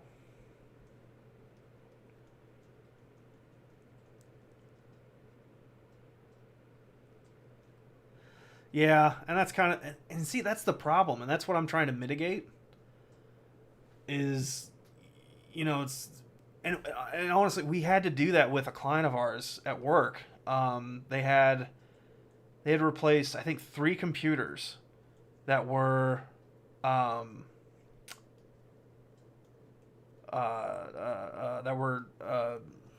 out of date, but they were too old. Holy crap, that scared the shit out of me. No bootable devices. What the hell? I mean, no bootable devices. It's in there. We were just in Linux for a second. What the hell? Anyways, well, that scared the crap out of me. Yeah, but they had like 2 or 3 computers that were too old, basically, to upgrade to Windows 10 or Windows 11. Sorry, they were, I think, they were manufactured like a year or 2 before Windows even 10 came out. So they were like way past their usefulness. Come on, wake up. Not that this one matters anymore, but what is it? Really? You really got to do this? Oh, for heaven's sakes. Just go to Linux. Yeah, this is causing too much problems. I'm not going to sell this to anybody. This isn't worth it. Anyways, I'll just close this. So, what I will do in the process of this, but anyway, I'm sorry, I'm jumping all over the place. So we had a client that needed to replace 3 of their computers, and their older ones, I'm like, they're still, have some use in them, Someone who doesn't need the latest and greatest could use this, like, you know, an older couple or a, you know, a family that doesn't have a whole lot of money but they need a computer. Like, that's the whole point, is to give them something that's still worthwhile and still has decent enough hardware to where they can use it, you know? And if it's something for something simple, like simple web browsing and everything, or like, you know, writing documents, or even gaming for that matter, like, you can run games on Linux and they work great, you know? I mean, like you, Morgan, have been doing, you know, I've been doing it for the past couple of years too. Oh, I typed too fast.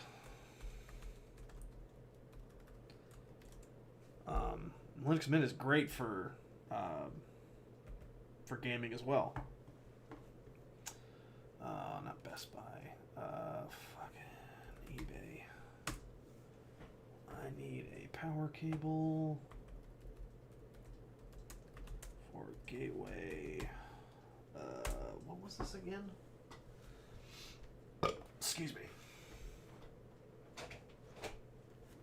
Gateway what? NE. Excuse me. 58 R 41U. Okay.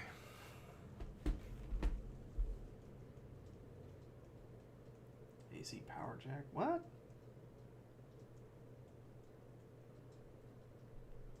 That's what I need. Gateway, yeah. AC power cable.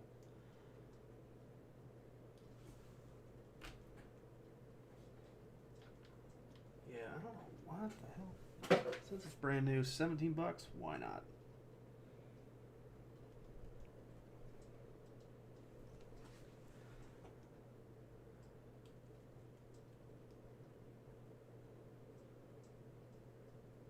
Unless, did I mess up the socket somehow? Let me look at this real quick. Not that I want to dive back into this computer again, but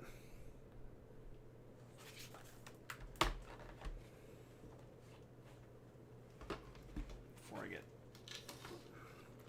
The thing is, I don't want to spend money if I don't have to, if I just screwed something up in the midst of taking things apart and everything, you know?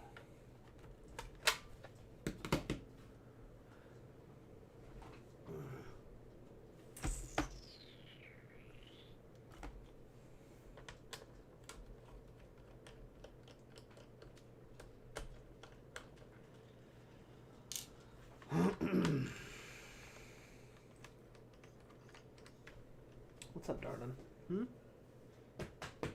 I know, we're gonna eat supper soon. It's about that time. I'm getting hungry since I didn't eat lunch.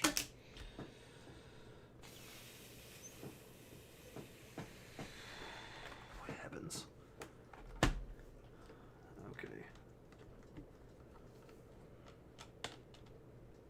Well, that's the great thing about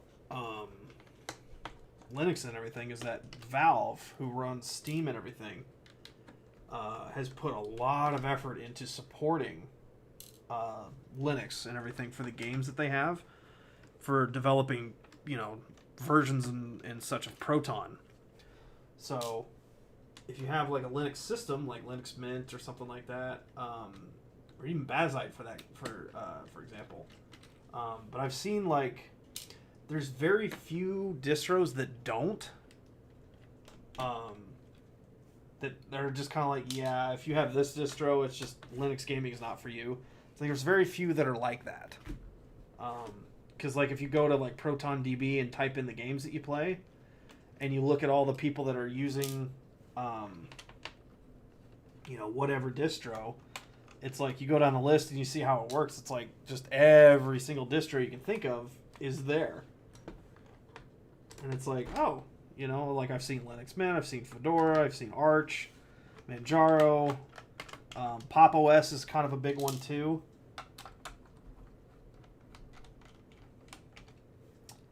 That's a shorter one. Yeah, Pop! OS, because they come, I think, I've never used it, but they do come with a version of it that comes with the NVIDIA drivers as well. Or the proprietary, like, NVIDIA drivers and such. So,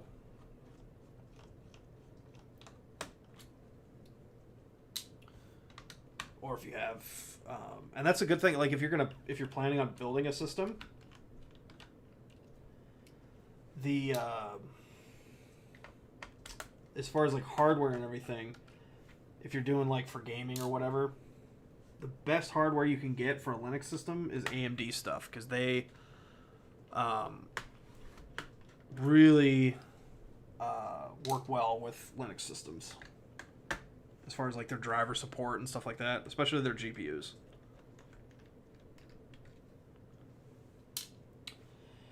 Okay, I think that's all the screws. I think that's everything.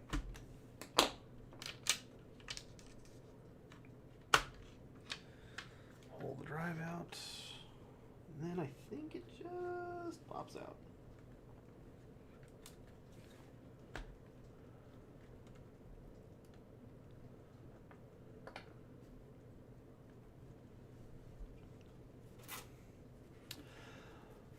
Why? Well, it's that, but it's like NVIDIA themselves just want nothing to do with Linux, and I don't know why.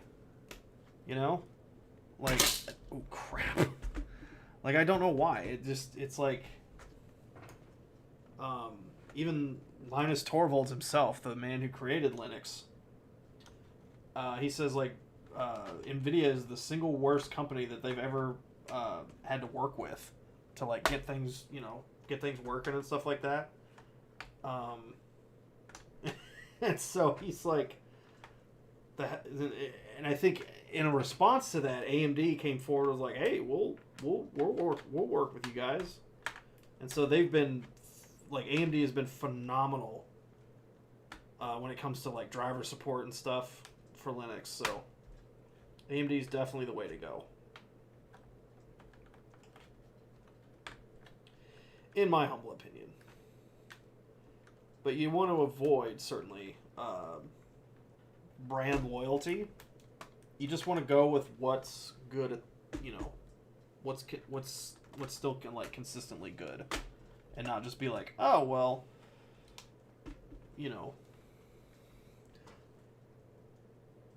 pardon the expression, but like for the Democrats and everything, for certain people it's like blue no matter who when they're voting.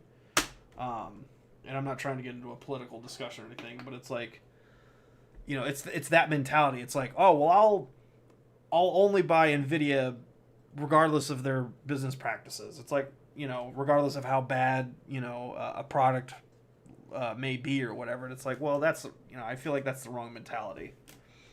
It's like, oh, well, like a lot of people are strictly Intel for their like CPUs or whatever. But it's like, well, Intel's kind of fallen off the bandwagon recently, honestly.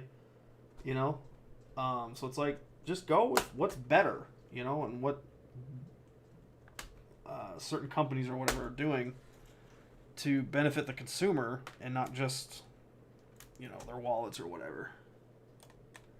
That's my little spiel for the day. So is dual boot more viable if you place Linux and Windows each in its own drive? That's the way I do it, honestly. I have, like, for my main computer, I run...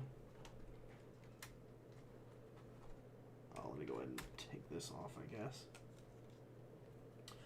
Just a second. Oh,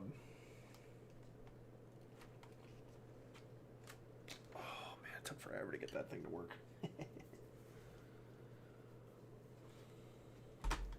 Take this off. That's the power button.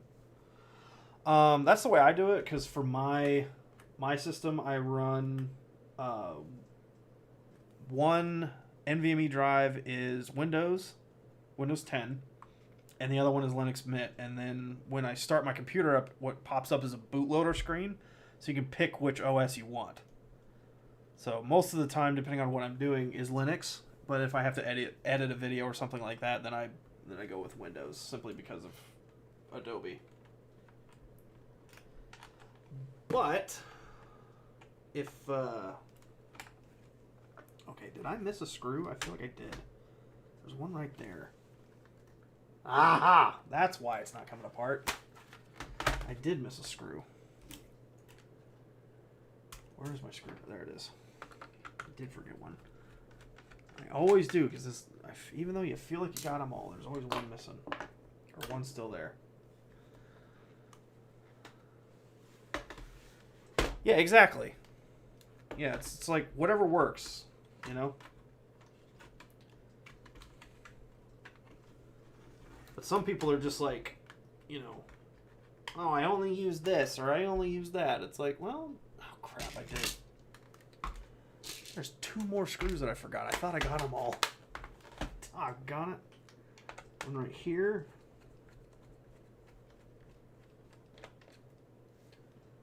Man, another one right here. No wonder it's not coming apart.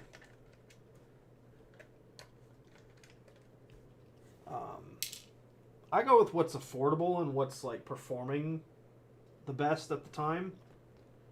So like when I built my computer, it's my main computer. It's running a Ryzen 9 5950X because Intel. I've actually never had an Intel CPU in my computer. Because the problem is if you switch CPUs, then you got to switch motherboards too, which is a big expense sometimes. It really can be, because like depending on what you're using it for, what you're using your computer for, like if you need a higher end motherboard and everything, like for gaming or whatever, you know, the motherboards can get really expensive, like $600-$700, depending on what you go with. And it's just like, I don't want to spend that, you know? So. Okay, that's the power. And that goes where? Whoop, you stay in there. I do not want to pull out this whole motherboard just for that.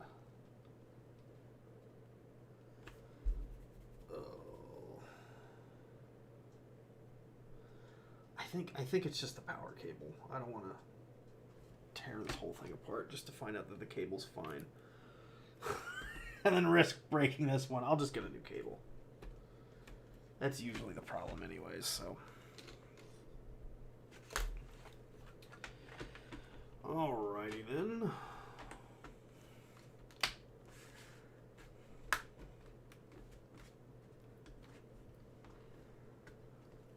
It makes your life easy. I mean, yeah, and honestly, that's the whole point for computers and hardware and stuff like that. Is like, it's to be. So what's so weird is that like people in my comments and some of my videos where I was talking about like Windows is no longer a tool. And I made a joke and I was like, you are now the tool, as in like you, the consumer, are now the tool, because the OS is working against you. And then, oh come on, get in there. And I was like, you are now the tool. And then I made, put a little joke in there from The Office saying like, boom, roasted. Anyways, but a lot of people were like trying to make fun of me. They're like, no, you're the tool because you don't know what you're talking about or whatever. I'm like, okay, I mean, by all means, prove me wrong. I'm more than happy to be proved wrong when I am. But it's like, yeah, Windows is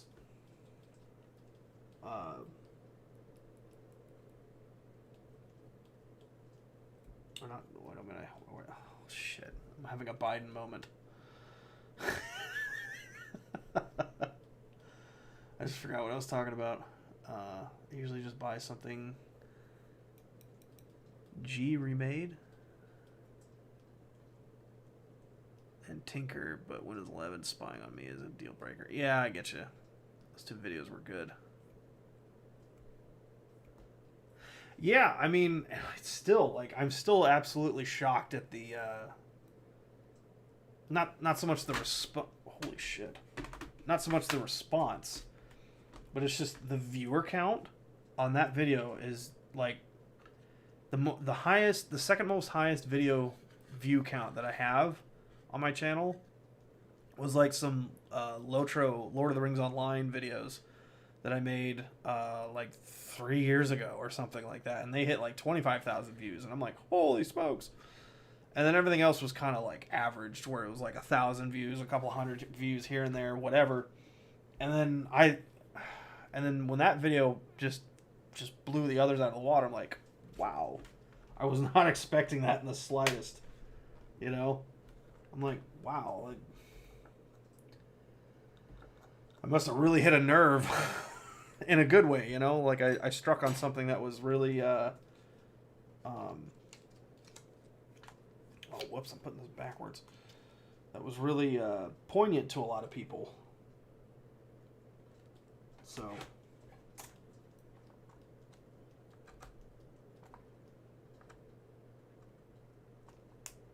there we go.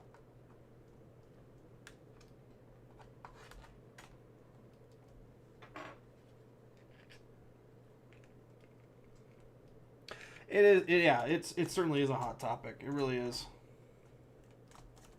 And especially with, you know, and I just, like, I don't understand, like, Windows, like,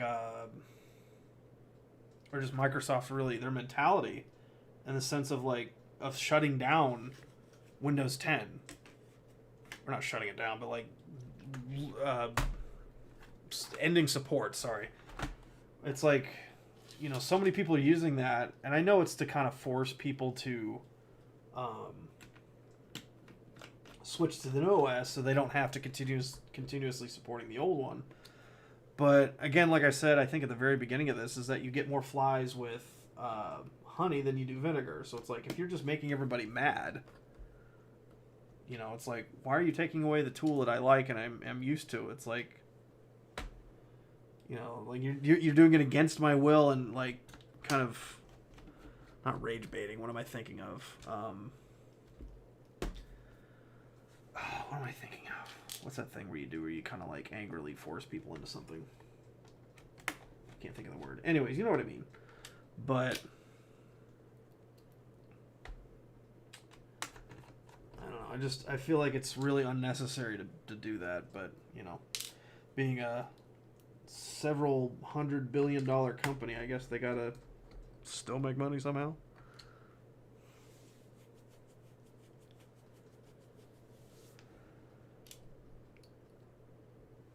I mean, yeah, every company's got to make money, but, like, again, if you're just pissing your customer base off, what's the point, really? I'm going to pop these in while I'm thinking about it. And I know obviously, you know, and I know that Windows is, what is it, like 75 or 72% of the market share is Windows. And like I said in one of my videos, it's like, I think that's simply because of business and school usages. Because there's so many businesses that are just like, yeah, I just need something that works. And I think, I can't remember the guy's name. I can't remember the dude's name. But he said, he's like, Windows has, like, no future in the sense of, like, it can only get worse, it cannot get better. Whereas Linux, we can do whatever we want with it. You know, you can coerce. Yes, that's what I meant to say. Thank you. Coerce.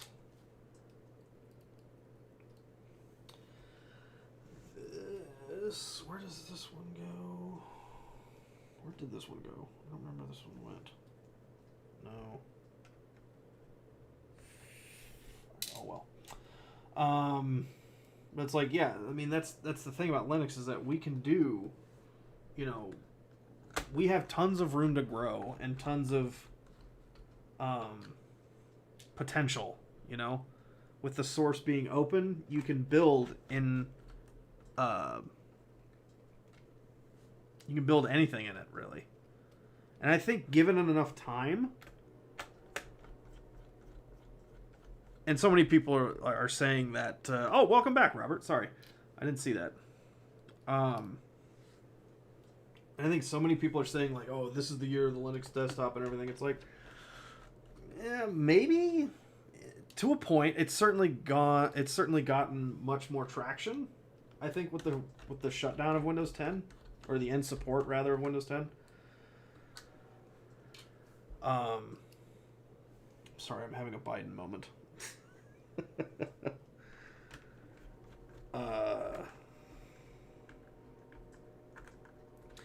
Oh, but like Linux certainly has room to grow because, you know, if anybody has an idea and writes a piece of software or something like that, um,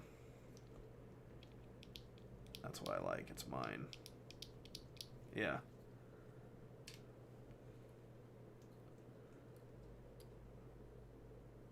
Just followed your store, broke college student hoping to find a good deal for a Pop! OS Cosmic laptop. Oh, okay. Um, I'm sure we can work that out.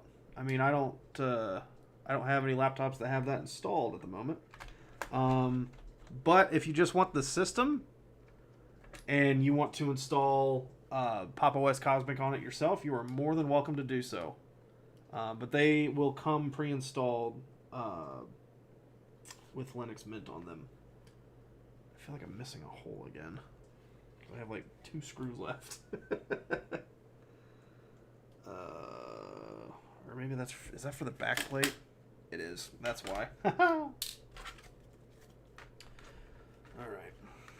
Yeah, I'll just order a new... Whoops. Oh. I hope if I put the drive back in. Just the system, yeah. Okay, so you just want the laptop and then you can put whatever OS on it you want? That's fine. You are more than welcome to do that. Well, the only one I have at the moment is the one I'm currently putting back together. So, it already has Linux Mint on it. So, if that's what you're looking for, we can certainly make it happen, if that's what you want. Love Fedora 2. Been working on learning Linux over the last year or so. I love it. Really respect what you're doing. I appreciate it. I really appreciate it. And there's so many other people that are doing this other than just me. Like I said, there's a much bigger channel than mine. He's been a tech repair. He's had his own tech repair shop for many, many years. I think I'm done for the night for right now. For tonight. He's up in Massachusetts. It's called, he's got a really fun channel. It's called Salem Techsperts. Really funny guy. I think we're about the same age or so. But anyways, he's been doing the same thing. He's switched from doing, like just straight up computer repair. Like people come in and be like, it's broke, whatever. Now he's doing strictly refurbishing, which is basically what I'm doing. Replacing like a part swapper sort of thing. So he's refurbishing old like recycled laptops and stuff, mainly Lenovo ThinkPads and stuff. So he'll get them like swap out the hard drive and put an SSD and then maybe even an NVMe M.2 drive, and then he'll put Linux on them and push them back out and sell them on his own online store. So. And that's and I really took inspiration from him. So give all credit. Whoops, I forgot to put this back. So I give all credit to him for the inspiration for what I'm doing. But he's definitely did it first. So I'm just kind of doing what I can to kind of help. As Louis Rossman said, if you guys know who he is, he's kind of why I got into this in the first place. He has this great phrase. He calls it cleaning up your corner of the world. And that's basically what I'm doing. I'm taking used laptops and stuff that are too old for Windows 11 and such, and putting Linux on them and keeping them out of the landfill and giving them to people that can't afford a much newer system but still want something to use to basically do what you're doing, Byte, as you said. So... but yeah, this is actually, Byte, if you're interested, this is my father's old laptop. It's a Gateway something or other. It's got all sorts of, here I can adjust this focus so you can see what's on here. It's got all sorts of ports and stuff on it. It's even got Ethernet, so if you need to like hard plug in or whatever, you can. HDMI, some USB, and then it's even got a disk drive and some more USB stuff. So it's a great laptop. It's already got Linux Mint on it. It has 4 gigabytes of RAM right now. Linux can run on 4 gigabytes perfectly, but if you want more, I can put 8 gigabytes in there if you wish. It's entirely up to you. I'm gonna what I need to do for this first is I'm going to order a new power cable because the power cable for it is not charging the battery. So I'm gonna order a new one. That way it's ready to go. So if you're interested in this, I'm gonna put it up on the store here in the next, I don't know, hour or so.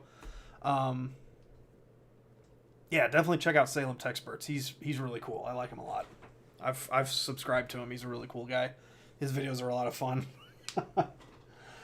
But what was I saying? Yeah, all the laptops. No laptop is going to be over $200. Everything is going to be $200 or below, as far as like their price and everything on my store. So mainly around $150 is going to be kind of the going price for most of them. But yeah, it's not just going to be laptops and stuff up there. It's going to be other tech and stuff. Like I have an older 40-inch Vizio Smart TV that works just fine. There's absolutely nothing wrong with it. It's just I upgraded to a different one. And there's also a... Here, let me pull this up real quick. It's going to be hard to tell or hard to see in the thing, but here's a... Sorry, I know it's tough to see, but this is a Lenovo Think Center. It's a full tower and everything. This is actually its boot drive right here. But yeah, nice little tower. It's even got an AMD GPU in it and everything. But that's going to go up on the store. It's a good tower and everything for anybody that needs like an actual desktop and stuff. So yeah, hope this is the start of something great that we can help, some folks, switch over to Linux and also, keep some older hardware still out there. So yeah.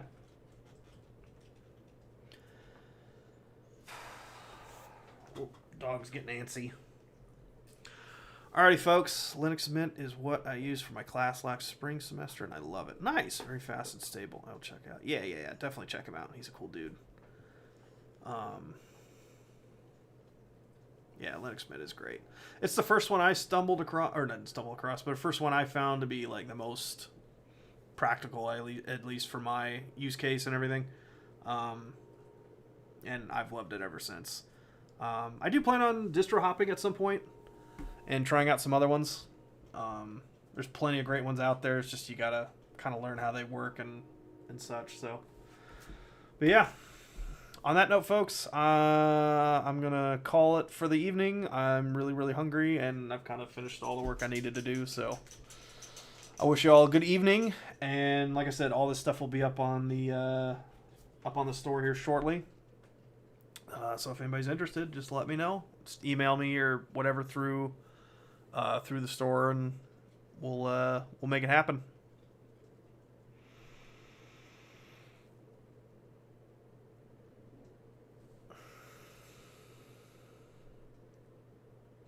Put your eBay store. Yeah, didn't I? Isn't it's there, right? I could have sworn I put that on there a while ago. Let me double check. I want to make sure it's there. We'll make it happen. Oops. I don't want to hear myself. Kill the chat. Is it in the description? Yeah, it should be. Yeah, it should be there. Yeah. Anyways. Cool to chat with you. Yes, thank you, Morgan. Thank you for hanging out and chat with me while I was working. Robert, really a real pleasure talking with you as well. SLC Byte, appreciate it for stopping in, man. But yeah, if anybody's looking for anything, just let me know. It'll be up on the store. So we'll see y'all next time.